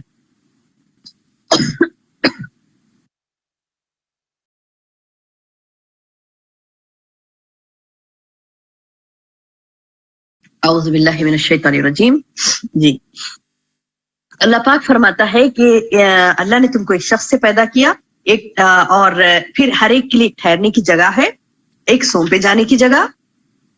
بے شک ہم نے دلائل خوب کھول کھول کر بیان کر دیے ان لوگوں کے لیے جو سمجھ بوجھ رکھتے ہیں. یعنی دیکھیے, ایک شخص پیدا ہوتا نا, ایک شخص سے ایک شخص پیدا ہوتا, اور ٹھہرنے کی جگہ اللہ نے ایک رکھی, ایک سونپے جانے والی. سونپے جانے والی جگہ کون سی ہے میری بہنوں؟ مٹی, جس میں اللہ ڈال دیتا ہے. سونپے جانے والی جگہ کون سی ہے؟ مٹی ہے, جہاں پر انسان ڈال دیا جاتا ہے. اس کے بعد اللہ تعالیٰ بتا رہے ہیں دیکھو ہم کیسے لوگوں کے لیے مثالیں کھول کھول کر بیان کر رہے ہیں. کس کے لیے ہے مثالیں؟ ان لوگوں کے لیے جو سمجھ بوجھ رکھتے ہیں. اور وہ اللہ ہے جس نے آسمان سے پانی برسایا, پھر اس کے ذریعے سے قسم قسم کے نباتات کو نکالا. پھر اللہ فرما رہا ہے کہ ہم نے اس سے سرسبز شاخیں نکالی جن سے ہم تے بتے دانوں والے خوشے نکالتے ہیں. کھجوروں کے شگوفوں سے گچھے پیدا کرتے ہیں جو پھل کی وجہ سے جھکے ہوئے ہوتے ہیں. اور انگور کے باغ, زیتون, انار جو ایک دوسرے سے ملتے جلتے بھی ہیں اور نہیں بھی ملتے ہیں. اور ہر ایک کے پھل کو دیکھو جب وہ پھلتا ہے اور اس کے پکنے کو دیکھو, ان سب میں دلائل ہیں اللہ کے. سبحان اللہ, اللہ کے ہونے کی دلیل ہے یہ تمام چیزیں. کہ دیکھیں میرے بہنوں, جو خوشے لگتے ہیں پھلوں کے, اس میں یعنی اس میں وہ پھل کو بنانا, وہ کمپلیٹ اس کو پکانا, کون کر رہا ہے؟ یہ تمام اللہ پاک. اتنی قسم کے میوے, اتنے قسم کے میوے کہ بعض آپس میں ملتے جلتے ہیں, بعض الگ الگ ہیں. ہر قسم کی پیداوار اللہ پیدا کر رہا ہے. یہ دلیل کافی ہمارے لیے کہ اللہ ہے. لیکن کس کے لیے ہے دلیل؟ ان لوگوں کے لیے جو ایمان رکھتے ہیں. جس کے پاس ایمان نہیں ہے اس کو تو اس سے کوئی لینا دینا نہیں ہے. اس کو تو اللہ کے دلائل, اس کے قدرت سے کوئی لینا دینا نہیں ہے جس کو ایمان نہیں ہے. جو ایمان والا ہے وہ ان تمام دلیلوں کو دیکھ کر کہتا ہے سبحان اللہ, اللہ پاک ہے. آگے اللہ تعالیٰ آیت نمبر 100 سے 113 تک شرک کی تردید کرتے ہوئے, یعنی مشرک کی بھی تردید کر رہا ہے, شرک کا رد کر رہا ہے. اور مشرکین اللہ کے لیے اولاد اور بیوی کا الزام لگاتے تھے نا, اس تعلق سے اللہ نے بتایا. اور مشرکین کے معبودوں کو گالیاں دینے سے بھی منع فرمایا گیا, کیونکہ وہ جہالت میں اللہ کو گالی نہ دے, اسی لیے ان کے معبودوں کو گالی دینے سے منع کیا گیا. اور معجزات بھی طلب کرنے پر مشرکین کو تنبیہ کی گئی اور وعید سنائی گئی. آیت نمبر 100 سے 113 تک دیکھیے کیا اللہ فرماتا ہے. لوگوں نے شیطان کو اللہ کا شریک مقرر قرار کر دیا, حالانکہ ان لوگوں کو اللہ نے پیدا کیا. ان لوگوں نے اللہ کے حق میں بیٹے بیٹیاں بلا سنت تراش رکھی ہیں. کیا بولتے لوگ شرک کرنے والے میری بہنوں؟ کسی کو اللہ کا بیٹا بنا دیتے, کسی کو بیٹیاں بنا دیتے, نعوذ باللہ. اللہ فرما رہا ہے کہ اللہ پاک ہے, سبحانہ و تعالی عما یصفون. جو یہ باتیں بنا رہے نا ان تمام سے اللہ پاک ہے. آسمان اور زمین کا بنانے والا اللہ. اللہ کی اولاد کہاں سے ہو سکتی ہے حالانکہ اس کی بیوی نہیں ہے, اور اللہ نے ہر چیز کو پیدا کیا, وہ ہر چیز کو خوب جانتا ہے. یہ ہے اللہ تمہارا رب, اس کے سوا کوئی عبادت کے لائق نہیں ہے, ہر چیز کا پیدا کرنے والا. تم اسی کی عبادت کرو اور ہر چیز کا کارٹ ساز وہی ہے. نگاہیں اس کو نہیں پا سکتی, لا تدرکہ الابصار ولا یدرک الابصار. نگاہیں اس کو نہیں پا سکتی, وہ نگاہوں کو پا لیتا ہے. وہی اللہ بڑا باریک بھی, بڑا باخبر ہے. اب بلا شبہ تمہارے پاس تمہارے رب کے حق کے دلائل پہنچ چکے, سو اس شخص کو جو شخص دیکھ لے گا اپنے فائدہ کرے گا. اب دلائل کو نہیں دیکھے گا کوئی شخص, اندھا بن کے رہے گا, تو اللہ تعالیٰ بتا رہے وہ اپنا نقصان آپ کرے گا. تو میری بہنوں ہمیں دلائل کو دیکھنا ہے, اللہ کی تخلیق میں غور کرنا ہے اور اپنے ایمان کو مضبوط کرنا ہے. اگر نہیں کریں گے تو اللہ تعالیٰ بتا رہے ہیں جو اندھا بنے گا وہ اپنا نقصان کرے گا, اور میں تمہارا نگران نہیں ہوں. نہیں, نبی صلی اللہ علیہ وسلم نگران نہیں ہے ہم پر, بس اللہ نے یہ چیز بتا دی, اس پر ہمیں عمل کرنا ہے. اور ہم اس طور پر دلائل کو مختلف انداز سے بیان کرتے ہیں تاکہ یوں کہیں کہ آپ نے کسی سے پڑھ لیا ہے. کیا بولتے تھے یہ لوگ, کسی سے پڑھ لے کے آئے ہوں گے, کسی سے سن لے کے آئے ہوں گے. اے نبی, یہ نبی کسی سے سن لے کے آئے ہوں گے. تو اللہ تعالیٰ بتا رہے ہیں دیکھو اے نبی, ہم مختلف انداز سے ہم بیان کریں تاکہ یہ یوں کہیں کہ آپ نے کسی سے پڑھ لیا ہے, اور تاکہ ہم اس کو دانش مندوں کے لیے خوب ظاہر کر دیں. یعنی اللہ تعالیٰ توحید کے دلائل کو کھول کھول کے مختلف انداز سے بتا رہا نا میری بہنوں. تو مشرکین یہ کہنے لگتے کہ محمد کہیں سے پڑھ کر سیکھ کر آیا اور ہمیں بتا رہا ہے. نعوذ باللہ, ماننے کا نہیں تھا نا, ان کو ماننے کا نہیں تھا, تو اس قسم کے بہانے کرتے. تو اللہ تعالیٰ بتا رہا ہے کہ اللہ خوب جانتا ہے ظالموں کو, اور اللہ تاکہ ہم ان کو دانش مندوں کے لیے خوب ظاہر کر دیں گے. آپ خود اس طریق پر چلتے رہیے جس کی وہی اے نبی آپ کے رب کی طرف سے آپ کے پاس آئی. اللہ کے سوا کوئی عبادت کے لائق نہیں ہے. مشرکین سے کنارہ ہو جائیے, کنارہ کشی اختیار کریے مشرکین سے, اور اللہ کو منظور ہو تو یہ شرک نہ کرتے تھے. اور ہم نے آپ کو ان کا نگران نہیں بنایا, اور نہ آپ ان پر نگہبان ہیں. اور لوگوں سے کہا جا رہا میری بہنوں کہ مت گالی دو ان کو جن کی یہ لوگ اللہ کو چھوڑ کر عبادت کرتے ہیں. کیا کہا جا رہا ہے, مت گالی دو ان کو جن کی یہ لوگ اللہ کے چھوڑ کر عبادت کرتے ہیں. یعنی جو بھی انہوں نے معبود باطلہ بنا رکھا نا, اس کی عبادت کر رہے ہیں, اس کی عبادت کریں, اس کی عبادت کریں, تو ان چیزوں کو گالی مت دو بولے, کیونکہ پھر وہ جہالت کی وجہ سے حد سے گزر کر اللہ کی شان میں گستاخی کریں گے. نعوذ باللہ, ہے نا. کسی کے معبود کو آپ برا بھلا بولے, وہ پلٹا کے آپ کے معبود کو برا بھلا بولیں گے نا. تو اسی لیے حدیث میں بھی آتا ہے کہ نہ کسی کے معبود کو گالی دو, کہیں ایسا نہ ہو کہ وہ پلٹا کر تمہارے معبود کو گالی دے دے, اور نہ کسی کے ماں باپ کو گالی دو, وہ پلٹا کر تمہارے ماں باپ کو گالی دے گا. تو یہ کیا ہوگا, نعوذ باللہ, یہ مطلب آپ نے گالی دے کر گویا دعوت دی ان کو.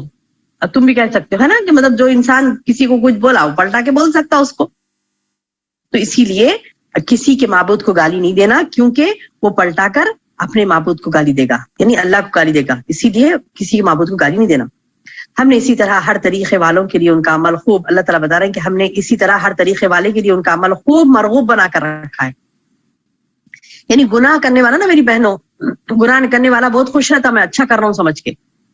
پھر اللہ تعالیٰ بتا رہے ہیں کہ پھر اپنے رب ہی کے پاس ان کو جانا ہے, سو وہ ان کو بتلا دے گا وہ کیا کرتے تھے.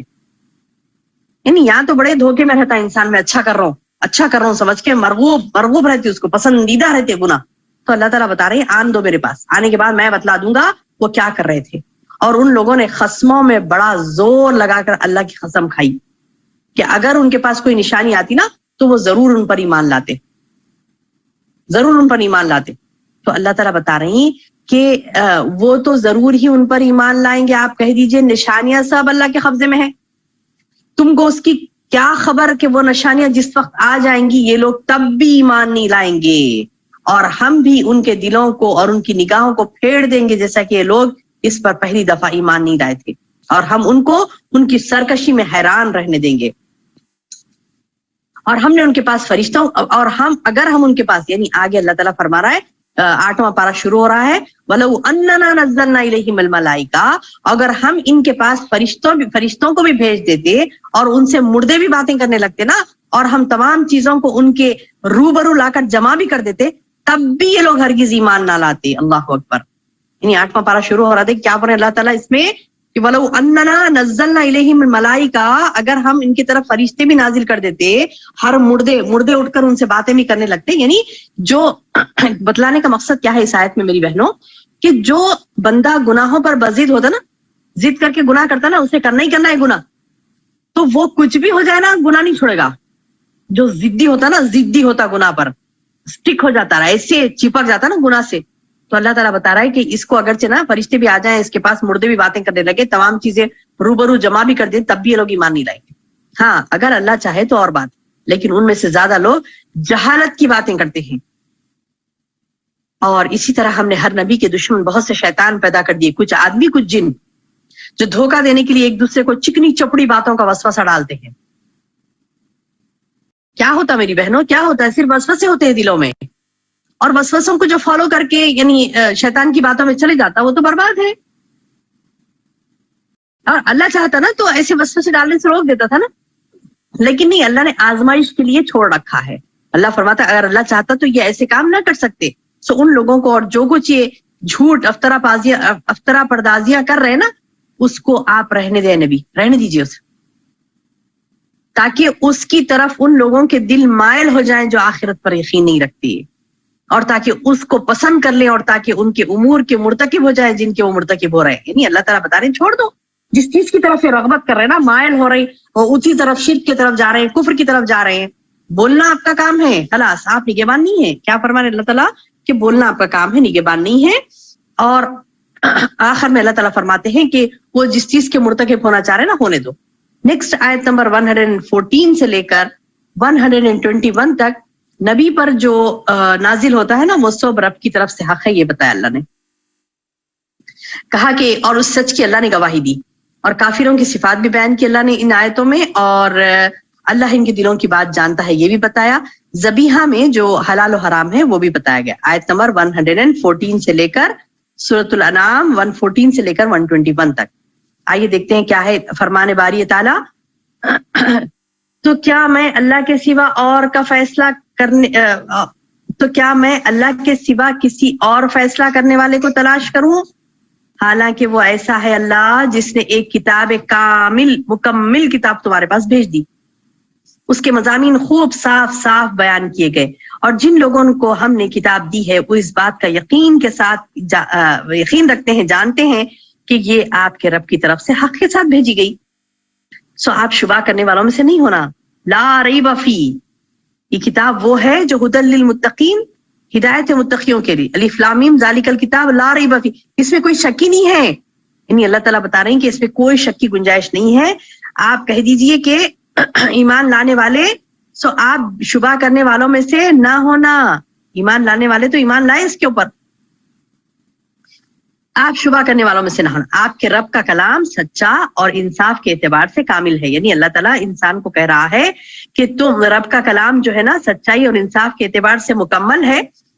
اس کے کلام کو کوئی بدلنے والا نہیں. لا مبدل لکلماتی اللہ نے یہ بھی اعلان کر دیا کہ اللہ کے کلمات کو کوئی تبدیل کرنے والا نہیں ہے. وہ خوب سننے والا خوب جاننے والا ہے. اور دنیا میں زیادہ لوگ ایسے ہیں کہ اگر آپ ان کا کہنا ماننے لگے نا تو وہ آپ کو اللہ کی راہ سے بھٹکا دیں گے. کیا مطلب ہے میری بہنوں؟ لوگوں کی نہیں سننا اللہ کی سننا. اگر لوگوں کی سننے لگیں گے نا تو اللہ تعالیٰ بتا رہے ہیں کہ یہ آپ کو راہ سے بھٹکا دیں گے. وہ محض بے اصل خیالات پر چلتے ہیں. خالی یعنی مطلب خیاس گمان بولتے نا خیاس ایکسپیکٹیشنز کی دنیا میں رہتے بولتے نہیں لوگ ایکسپیکٹیشنز کی دنیا میں. تو اللہ تعالیٰ کیا بتا رہے ہیں بالکل خیاسی کی باتیں یہ لوگ کرتے ہیں. یعنی خالی ایکسپیکٹیشنز ایسا ہوگا ہمارے ساتھ ہم اچھے ہی رہیں گے. یعنی عمل نہیں دیکھتے قرآن کو نہیں پڑھتے اللہ کی باتوں پر یقین نہیں کرتے خالی خیاس میں جیتے ہیں ایکسپیکٹیشنز میں.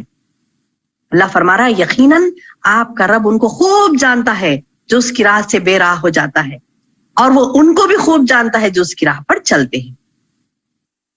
اس کے بعد اللہ تعالیٰ بتا رہا ہے ٹھیک ہے ذبح کرتے رہو اللہ کے نام پر جانور سو ذبح کرتے ہوئے جس جانور پر اللہ کا نام لیا جائے گا نا اس میں سے کھاؤ،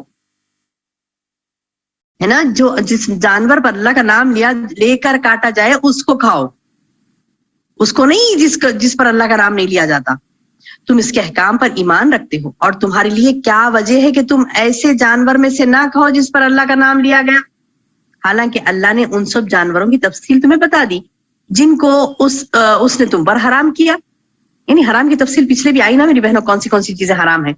اب اللہ تعالیٰ بتائے حلال جو ہے وہ کھاؤ، اللہ نے بتلا دیا حرام کیا ہے، مگر وہ بھی جب تم کو سخت ضرورت پڑ جائے تو حلال ہے. کون سی چیز؟ حرام.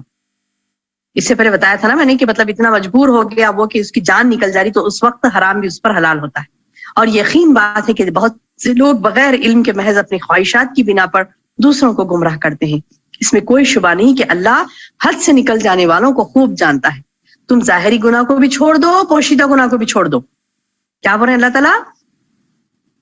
اللہ تعالیٰ فرما رہے ہیں کہ تم ظاہری گناہوں کو بھی چھوڑ دو، پوشیدہ گناہوں کو بھی چھوڑ دو. بلا شبہ جو لوگ گناہ کر رہے ہیں ان کو ان کے کیے کہ عنقریب سزا ملے گی. اور ایسے جانوروں سے مت کھاؤ جن پر اللہ کا نام نہ لیا گیا. بلا شبہ یہ نافرمانی ہے، اور یقیناً شیاطین اپنے دوستوں کے دل میں ڈالتے ہیں تاکہ وہ تم سے جھگڑا کرتے رہے. اور اگر تم نے ان لوگوں کی اطاعت کی تو یقیناً تم مشرک ہو جاؤ گے. یعنی شرک والوں کی ہم اطاعت کرنے لگیں گے نا، ان کی بات سننے لگیں گے تو پھر مشرکوں میں سے ہو جائیں گے، نعوذ باللہ. آگے اللہ تعالیٰ 122 سے 140 تک مومن و کافر کی مثال بیان کر رہا ہے. مجرموں کی چال بازیاں اور ان کی سزا بیان ہوئی، اور ہدایت یافتہ اور گمراہ کی مثال دی گئی، اور صراط مستقیم پر چلنے والوں کا انعام بتلایا گیا، اور میدان حشر کا منظر بھی بتلایا گیا میری بہنوں ان آیتوں میں، اور مکالمہ بھی بتایا گیا کیسے وہاں پہ کنورزیشن ہوگا میدان حشر میں. اور نافرمان لوگوں کو ڈرایا بھی گیا، اور مشرکین کی جہالت بھی بتائی گئی. کون سے آیتوں میں؟ 122 سے لے کر 122 سے 140 تک. دیکھیے کیا فرماتے اللہ تعالیٰ. ایسا شخص جو پہلے مردہ تھا ہم نے اس کو زندہ کر دیا، ہم نے اس کو ایسا نور دے دیا کہ وہ اس کو لیے ہوئے آدمیوں میں چلتا پھرتا ہے. کیا فرما رہے اللہ تعالیٰ؟ ایک ایسا شخص جو پہلے مردہ تھا پھر ہم نے اس کو زندہ کر دیا، ہم نے اس کو ایک نور دیا جسے وہ لیے ہوئے آدمیوں میں چلتا پھرتا ہے. کیا ایسا شخص اس طرح ہو سکتا ہے جو تاریکیوں سے نکل ہی نہیں پاتا؟ یعنی ایک مثال دی جا رہی ہے، یہاں ایک مثال دی جا رہی ہے. اللہ تعالیٰ اپنی قدرت کی نشانیاں بتا رہا ہے، مثال دے رہا ہے کہ دیکھو اللہ کسی کو نور دے اور کسی کے پاس نور نہیں ہے، دونوں ایک ساتھ ہو سکتے نہیں. اسی طرح کافروں کو ان کے اعمال اللہ خوشنما بنا کر دکھاتا ہے، ان کو خوشنما معلوم ہوتے ہیں اعمال ان کے. اور اللہ فرما رہا ہے اسی طرح ہم نے ہر بستی میں وہاں کے رئیسوں ہی کو جرائم کا مرتکب بنایا تاکہ وہ لوگ وہاں دھوکہ کھا جائیں، فریب کریں. اللہ اکبر. یعنی اللہ تعالیٰ تقریباً بستیوں میں کس کو مجرم بناتا ہے؟ رئیسوں کو ہی، کہ وہی دھوکے میں آتے ہیں، اور وہ لوگ اپنے ہی ساتھ شرارت کر رہے ہیں، ان کو ذرا بھی خبر نہیں ہے. یعنی وہ سمجھ رہے ہیں نا دوسروں کو نقصان پہنچا رہے ہیں، شرارت کر رہے ہیں، جرم کر رہے ہیں، لیکن اللہ تعالیٰ بتائیں گے نہیں، وہ لوگ اپنے اوپر جرم تھوپ رہے ہیں. اور جب ان کو کوئی آیت پہنچتی ہے تو یوں کہتے ہیں کہ ہم ہرگز ایمان نہیں لائیں گے جب تک ہم کو بھی ایسی چیز نہ دی جائے جو اللہ کے رسولوں کو دی جاتی. نعوذ باللہ نعوذ باللہ. دیکھیے کیسی باتیں کرتے. تو اللہ فرما رہا ہے اللہ ہی خوب جانتا ہے کہاں وہ اپنی پیغمبری رکھے. اللہ کو معلوم ہے کہاں پیغمبری رکھنا ہے، سب کو اللہ پیغمبر نہیں بناتا. اللہ فرما رہا ہے کہ عنقریب ان لوگوں کو جنہوں نے جرم کیا ان کی مکاریوں کے پاداش میں اللہ کے پاس ذلت والا عذاب ہوگا، سخت عذاب ہوگا. سو جس شخص کو اللہ ہدایت دینا چاہے نا اس کا سینہ اسلام کے لیے کشادہ کر دے. نوٹ کریے اس آیت، نوٹ کریے میری بہنوں، آیت نمبر 125. اللہ فرما رہا ہے جس کو اللہ ہدایت دیتا نا اس کا سینہ اسلام کے لیے کھول دیتا ہے. اللہ اکبر. اللہ ہم سب کا سینہ اسلام کے لیے کھول دے یا رب. دعا کریں میرے بہنوں، دعا کریں کہ اللہ ہمارا سینہ بھی اسلام کے لیے کھول دے. اللہ فرما رہا ہے کہ جس کو اللہ ہدایت دینا چاہتا ہے نا اس کا سینہ اسلام کے لیے کھول دیتا ہے. یعنی وہ باتوں کا ایکسپٹ کر لیتا. کھول دیتے سے مراد وہ نیک باتوں کو ایکسپٹ کر لیتا اور فوری نیکی کرنے لگتا، مان لیتا ہے اللہ کی بات کو اور فوری نیکی کرنے لگتا ہے. ہاں اس کا سینہ بہت تنگ کر دیتا ہے جو ہدایت لینا نہیں چاہتا نا، جس کو گمراہ کرنا چاہتا ہے نا اللہ، اس کا سینہ تنگ کر دیتا ہے. جیسے کوئی آسمان میں چڑھتا ہے، آسمان میں چڑھ سکتا نہیں چڑھ سکتا، ویسی نیکی اس سے ممکن ہی نہیں ہے، نیک کام کر ہی نہیں سکتا. وہ کون؟ جس کا سینہ اللہ تنگ کر دیتا ہے. تو دعا کریں اللہ ہمارے سینے کو کشادہ کرے اور اس میں ہدایت کو بڑھ دے. آمین یا ربی. اسی طرح اللہ ایمان نہ لانے والوں پر ناپاکی مسلط کر دیتا ہے. یہی تیرے رب کا سیدھا راستہ ہے. ہم نے نصیحت حاصل کرنے والوں کے واسطے آیتوں کو صاف صاف بیان کر دیا. ان لوگوں کے لیے ان کے رب کے پاس سلامتی کا گھر ہے. اللہ ان کے اعمال کی وجہ سے ان کا ولی اور سرپرست ہو جائے گا. اور جس روز اللہ تمام مخلوق کو جمع کرے گا, کہے گا اے جنوں کی جماعت, تم نے انسانوں سے بہت سے اپنا لیے, تم نے انسانوں میں سے بہت سے اپنا لیے, اور جو انسان ان کے ساتھ تعلق رکھنے والے تھے نا, یعنی جنوں کے ساتھ تعلق رکھنے والے انسان تھے نا, تو وہ کہیں گے اے ہمارے پروردگار, دنیا میں ہم نے ایک دوسرے خوب فائدہ حاصل کر لیا, اور ہم اپنی اس معین مدت تک آ پہنچے جو تو نے ہمارے لیے معین فرمائی. اللہ فرمائے گا تم سب کا ٹھکانہ دوزخ ہے جس میں تم ہمیشہ رہو گے. اللہ کو یہی منظور ہے. بے شک آپ کا رب بڑی حکمت والا اور بڑے علم والا ہے. اسی طرح ہم ظالموں کو ان کے اعمال کے سبب ایک دوسرے کا ساتھی بنا دیں گے. اے جنوں اور انسانوں کی جماعتوں, کیا تمہارے پاس تم ہی میں سے پیغمبر نہیں آئے جو تم سے میرے احکام بیان کرتے تھے اور تمہیں آج کے اس دن کے ملاقات سے ڈراتے تھے؟ تو وہ سب عرض کریں گے, کہیں گے ہم خود اپنے خلاف گواہی دیتے ہیں یا اللہ. اور ان کو دنیاوی زندگی نے دھوکے میں ڈال رکھا اور وہ لوگ اپنے خلاف گواہی دیں گے اور کافر تھے. یہ اس وجہ سے کہ آپ کا رب ایسا نہیں کہ بستیوں کو ظلم سے ہلاک کر دے جبکہ اس بستی کے رہنے والے حق سے بے خبر ہوں. یعنی اللہ تعالیٰ حق کے ساتھ بستیوں کو تباہ کرتا ہے, پہلے خبردار کرتا ہے اس کے بعد تباہ کرتا ہے. اگر وہ خبردار نہیں ہوتے, اللہ کی بات نہیں مانتے, تب اللہ بستیوں کو ہلاک کر دیتا ہے. اللہ فرما رہا ہے کہ ہر ایک کو اس کے اعمال کے سبب درجے ملیں گے اور آپ کا رب ان کے اعمال سے بے خبر نہیں ہے, اور آپ کا رب بے نیاز رحمت والا ہے. اگر وہ چاہے تو تم سب کو اٹھا لے اور تمہارے بعد جس کو چاہے تمہاری جگہ آباد کر دے, جیسا کہ تم ایک دوسرے کے قوم کی نسل سے پیدا کیا اللہ نے تم کو. بے شک جس چیز کا تم سے وعدہ کیا جا رہا نا وہ آنے والی ہے لازماً قیامت. تم اللہ کو عاجز نہیں کر سکتے. آپ یہ فرما دیجئے اے میری قوم, تم اپنی حالت پر عمل کرتے رہو, میں بھی عمل کر رہا ہوں. سو اب جلدی تمہیں معلوم ہو جائے گا کہ عالم میں کس کا عالم انجام کے اعتبار سے نفع بخش ہے. یہ تو یقینی بات ہے کہ ظلم کرنے والے کبھی پھل نہیں پاتے, ان کو کامیابی نہیں ملتی ظلم کرنے والوں کو. اور اللہ نے جو کھیتی مویشی پیدا کیے نا, ان لوگوں نے ان میں سے کچھ حصہ اللہ کا مقرر کیا اور بذا میں خود کہتے ہیں کہ یہ تو اللہ کا ہے اور یہ ہمارے معبودوں کا. نعوذ باللہ. کیا کرتے تھے میری بہنوں مشرکین, جو اناج ان کے پاس آتا نا, کچھ حصہ اللہ کا رکھتے, کچھ حصہ ان کے معبودوں کا رکھتے. تو پھر جو چیز ان کے معبودوں کی ہوتی وہ تو اللہ کی طرف نہیں پہنچتی تھی, کچھ کم پڑ جاتا تھا نا, کم پڑ جاتا تو معبودوں کی چیز میں سے اللہ کے حصے میں نہیں ڈالتے تھے, بلکہ کیا کرتے تھے, جو چیز اللہ کی ہوتی وہ ان کے معبودوں کی طرف پہنچ جاتی. بڑا برا فیصلہ ہے جو یہ کرتے ہیں. اور اسی طرح بہت سے مشرکین کے خیال میں ان کے معبودوں نے ان کی اولاد کے قتل کو خوشنما بنا دیا تھا. نعوذ باللہ. ہے نا, معبود کیا کرے تھے ان کے اولاد کا قتل کرو بلکہ اس کو خوشنما بنا دیے. تو ہے نا, لوگ بلی چڑھاتے نا اپنے بچوں کی. نعوذ باللہ. مشرک کیسا جاہل ہوتا ہے دیکھیے, اور کیسا نقصان اس کا دنیا اور آخرت میں ہے.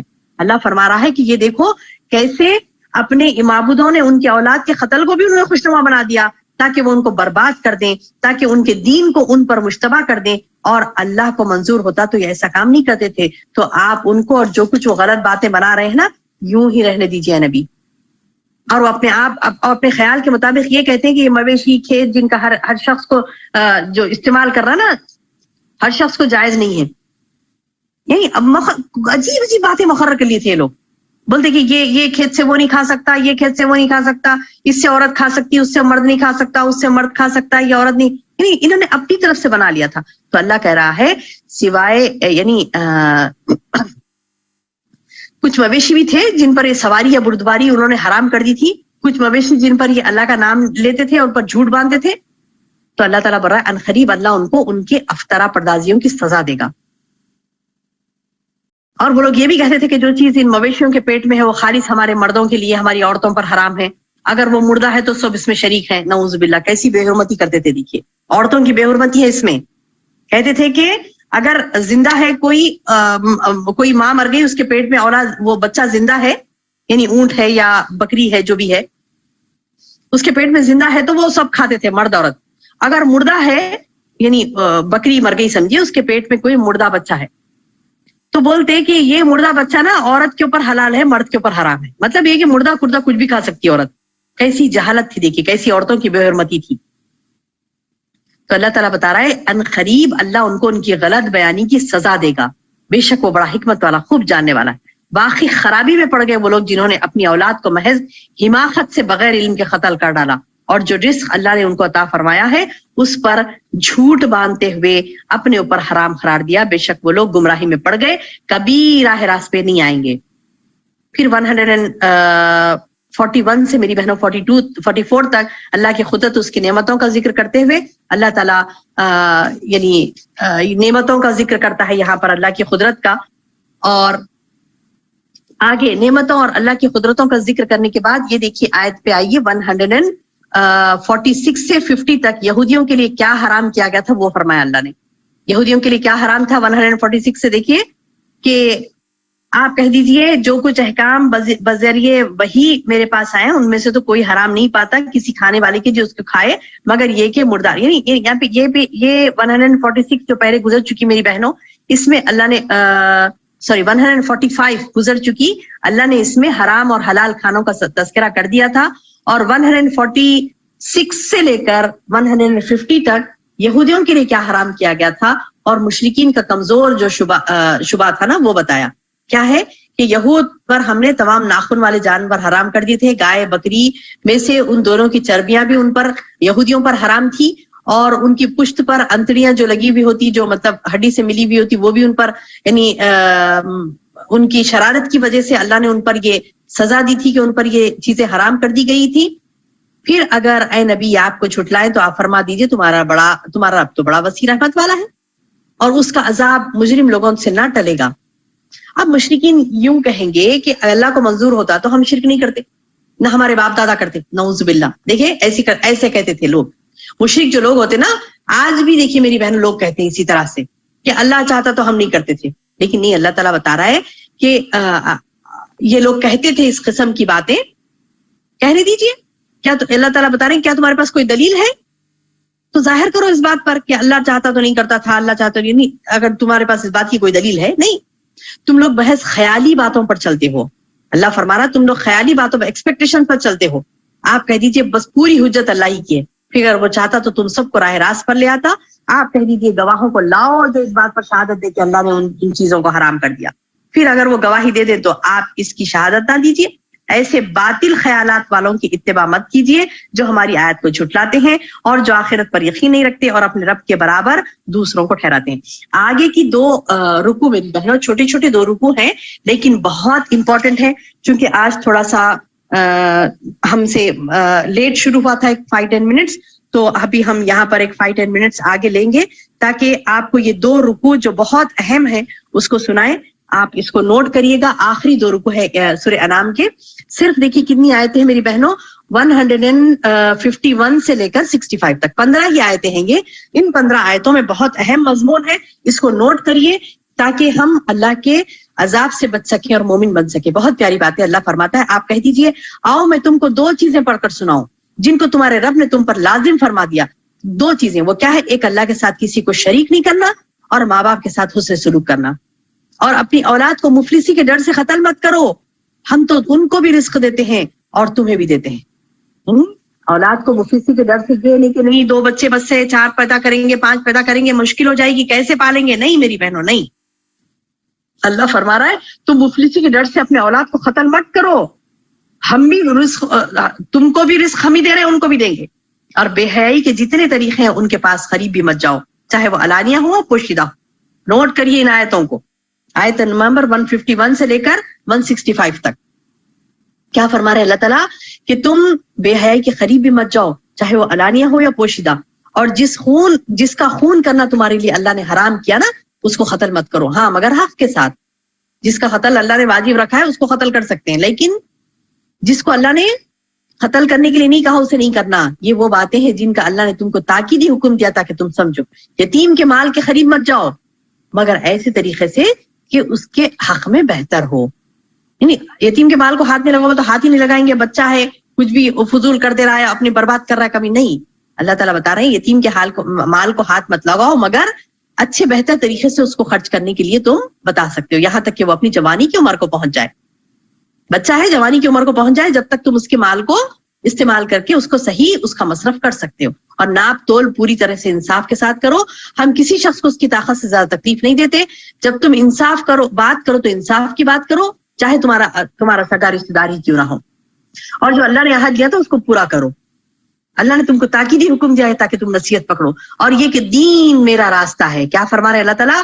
ان ھذا صراطی مستقیما فاتبعوہ فاتبعوہ, یعنی اللہ تعالیٰ بتا رہا ہے کہ یہ میرا راستہ ہے, اس پر چلو, دوسری راہوں پر مت چلو. اللہ اکبر.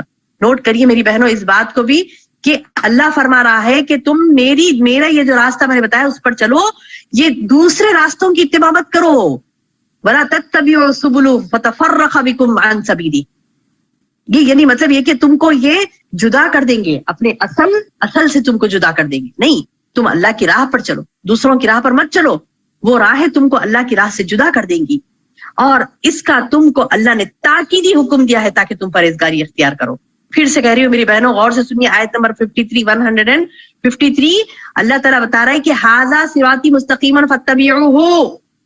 اللہ کا جو صراط مستقیم ہے جس کو ہم مانگتے ہیں نا روزانہ میری بہنوں, دعائیں مانگتے ہیں, نمازوں میں مانگتے ہیں, لیکن کیسی بے روح ہمارے الفاظ ہوتے ہیں, نعوذ باللہ.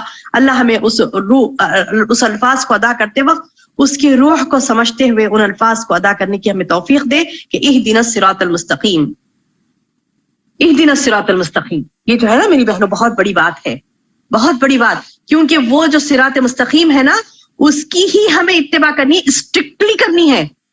اگر دوسرے راستوں کی اتباع کریں گے نا تو اللہ تعالیٰ بتا رہا ہے کہ فلا تتبعوا السبل, دوسرے سبیل, دوسرے راستوں کی اتباع مت کرو, وہ تمہیں دین حق سے ہٹا دیں گے, ایک راستے سے تمہیں ہٹا دیں گے.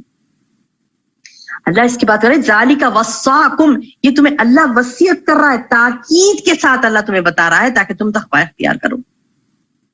اللہ اکبر, اللہ اکبر. آگے اللہ تعالیٰ فرما رہا ہے کہ اللہ نے موسیٰ کو کتاب دی تھی جس طرح عمل کرنے والوں پر نعمت پوری ہوئی, اس سب کے احکامات کی تفصیل, رہنمائی, رحمت اللہ دیتا ہے تاکہ وہ لوگ اپنے رب کے ملنے پر یقین کریں.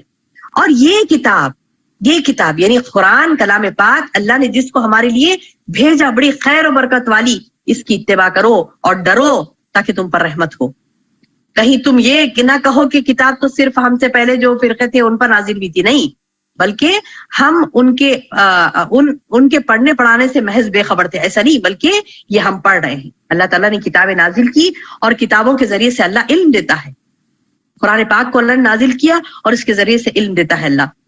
اللہ فرما رہا ہے کہ تم یہ یوں نہ کہو کہ اگر ہم پر کوئی کتاب نازل, یعنی مطلب ہے کہ اللہ کے پاس جانے کے بعد لوگ حجت نہ کریں کہ نہیں ہمارے پاس کتاب ہوتی تو ہم راہ راست پہ ہوتے. نہیں, اللہ تعالیٰ بڑا ہے, اب تمہارے پاس تمہارے رب کی طرف سے کتاب آ گئی نا, رہنمائی کا ذریعہ ہے, رحمت آ چکی. اب اس شخص سے بڑھ کے ظالم کون ہوگا جو اللہ کی آیتوں کو جھٹلائے اور ان لوگوں کو روکے, لوگوں کو بھی خود بھی روکتا, اللہ کے راستے سے لوگوں کو بھی روکتا. تو اللہ تعالیٰ بڑھ رہے وہ سب میں بڑا جاہل اور سب میں بڑا بدنصیب ہے. ہم جلد ہی ان لوگوں کو جو ہماری آیتوں سے روکتے ہیں ان کے روکنے کے سبب سخت ترین عذاب دیں گے انہیں.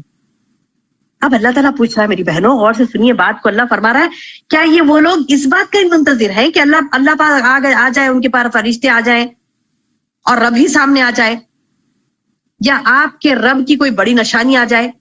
بس جس روز آپ کے رب کی کوئی نشانی آ جائے گی نا, کسی ایسے شخص کا ایمان کام نہیں آئے گا جو پہلے سے ایمان نہیں رکھتا تھا, یا اس نے اپنے نیک اعمال نہیں کیے تھا نا, اپنے ایمان میں کوئی نیکی نہیں کی تھی اور اچانک اس کی موت آ گئی تو کچھ نہیں کر سکتا وہ. آپ فرما دیجئے تم منتظر رہو, ہم بھی منتظر ہیں. بے شک جن لوگوں نے دین کو جدا جدا کر دیا, گروہ بن گئے, ان کا اے نبی آپ سے کوئی تعلق نہیں. اللہ اکبر, اللہ اکبر. میری بہنوں دیکھیے, ہمیں دین کے ٹکڑے نہیں کرنا, ایک اللہ اور اس کے رسول کی فرمانبرداری کرنا ہے. ٹکڑے کر لیں گے تو اللہ تعالیٰ بتا رہے ہیں اے نبی یہ ٹکڑے کرنے والوں کا آپ سے کوئی تعلق نہیں ہے, بس ان کا معاملہ اللہ کے حوالے ہے. پھر وہ ان کو بتلا دے گا جو کچھ وہ دنیا میں کرتے ہیں. جو شخص نیک کام کرے گا اس کو اس کے 10 گنا اجر ملے گا, اور جو شخص برا کام کرے گا اس کے برابر اس کو سزا ملے گی. سبحان اللہ. اور اللہ لوگوں پر ظلم نہیں کرتا, اللہ لوگوں پر ظلم نہیں کرتا. آپ کہہ دیجئے مجھ کو میرے رب نے ایک راستہ بتا دیا, ایک مستحکم دین, پکا دین, جو طریقہ ہے ابراہیم کا, ایکسو ہو کر تھے وہ شرک کرنے والوں میں سے نہ تھے. آپ فرما دیجئے بالیقین, یہ بھی آیت نوٹ کرنے کے قابل ہے میری بہنوں, 162. آپ فرما دیجئے میری نماز, میری ساری عبادات, میرا جینا, میرا مرنا سب اللہ کے لیے ہے. اللہ ہم سب کو اس کی توفیق عطا فرمائے یا رب. اللہ فرما رہا ہے کہ تو دیکھو تم یہ اس بات کا اعلان کر دو، فرما دو، اس بات کو اعلان کر دو، کہہ دو، کہہ دو اننی قل ان صلاتی، ان صلاتی بے شک میری نماز، و نسکی اور میرے مناسک، و محیائی و ماتی میری حیات میری موت، للہ رب العالمین اللہ رب العالمین کے لیے، لا شریک لہ وبذالک امرت وانا اول المسلمین. اس بات کا اعلان کر دو کہ میں مسلمانوں میں سے ہو جاؤں گا. قل کہہ دیجئے اغیر اللہ ابغی ربا، کیا میں اللہ کے سوا دوسروں کو رب بناؤں؟ نہیں. دوسروں کو رب تلاش کروں؟ نہیں. حالانکہ وہ اللہ ہر چیز کا مالک ہے. جو شخص بھی کوئی برا عمل کرتا ہے اس کا بوجھ اسی پر ہے، اور کوئی شخص کسی دوسرے کا بوجھ نہ اٹھائے گا. ولا تزر وازرۃ وزر اخری. یاد رکھیے میری بہنوں، ہم آج بیٹوں کے لیے گناہ کر لے رہے ہیں، شوہر کے لیے گناہ کر لے رہے ہیں، بچوں کے لیے گناہ کر لے رہے ہیں، فلاں کے لیے دنیا کو بتانے کے لیے گناہ کر رہے ہیں.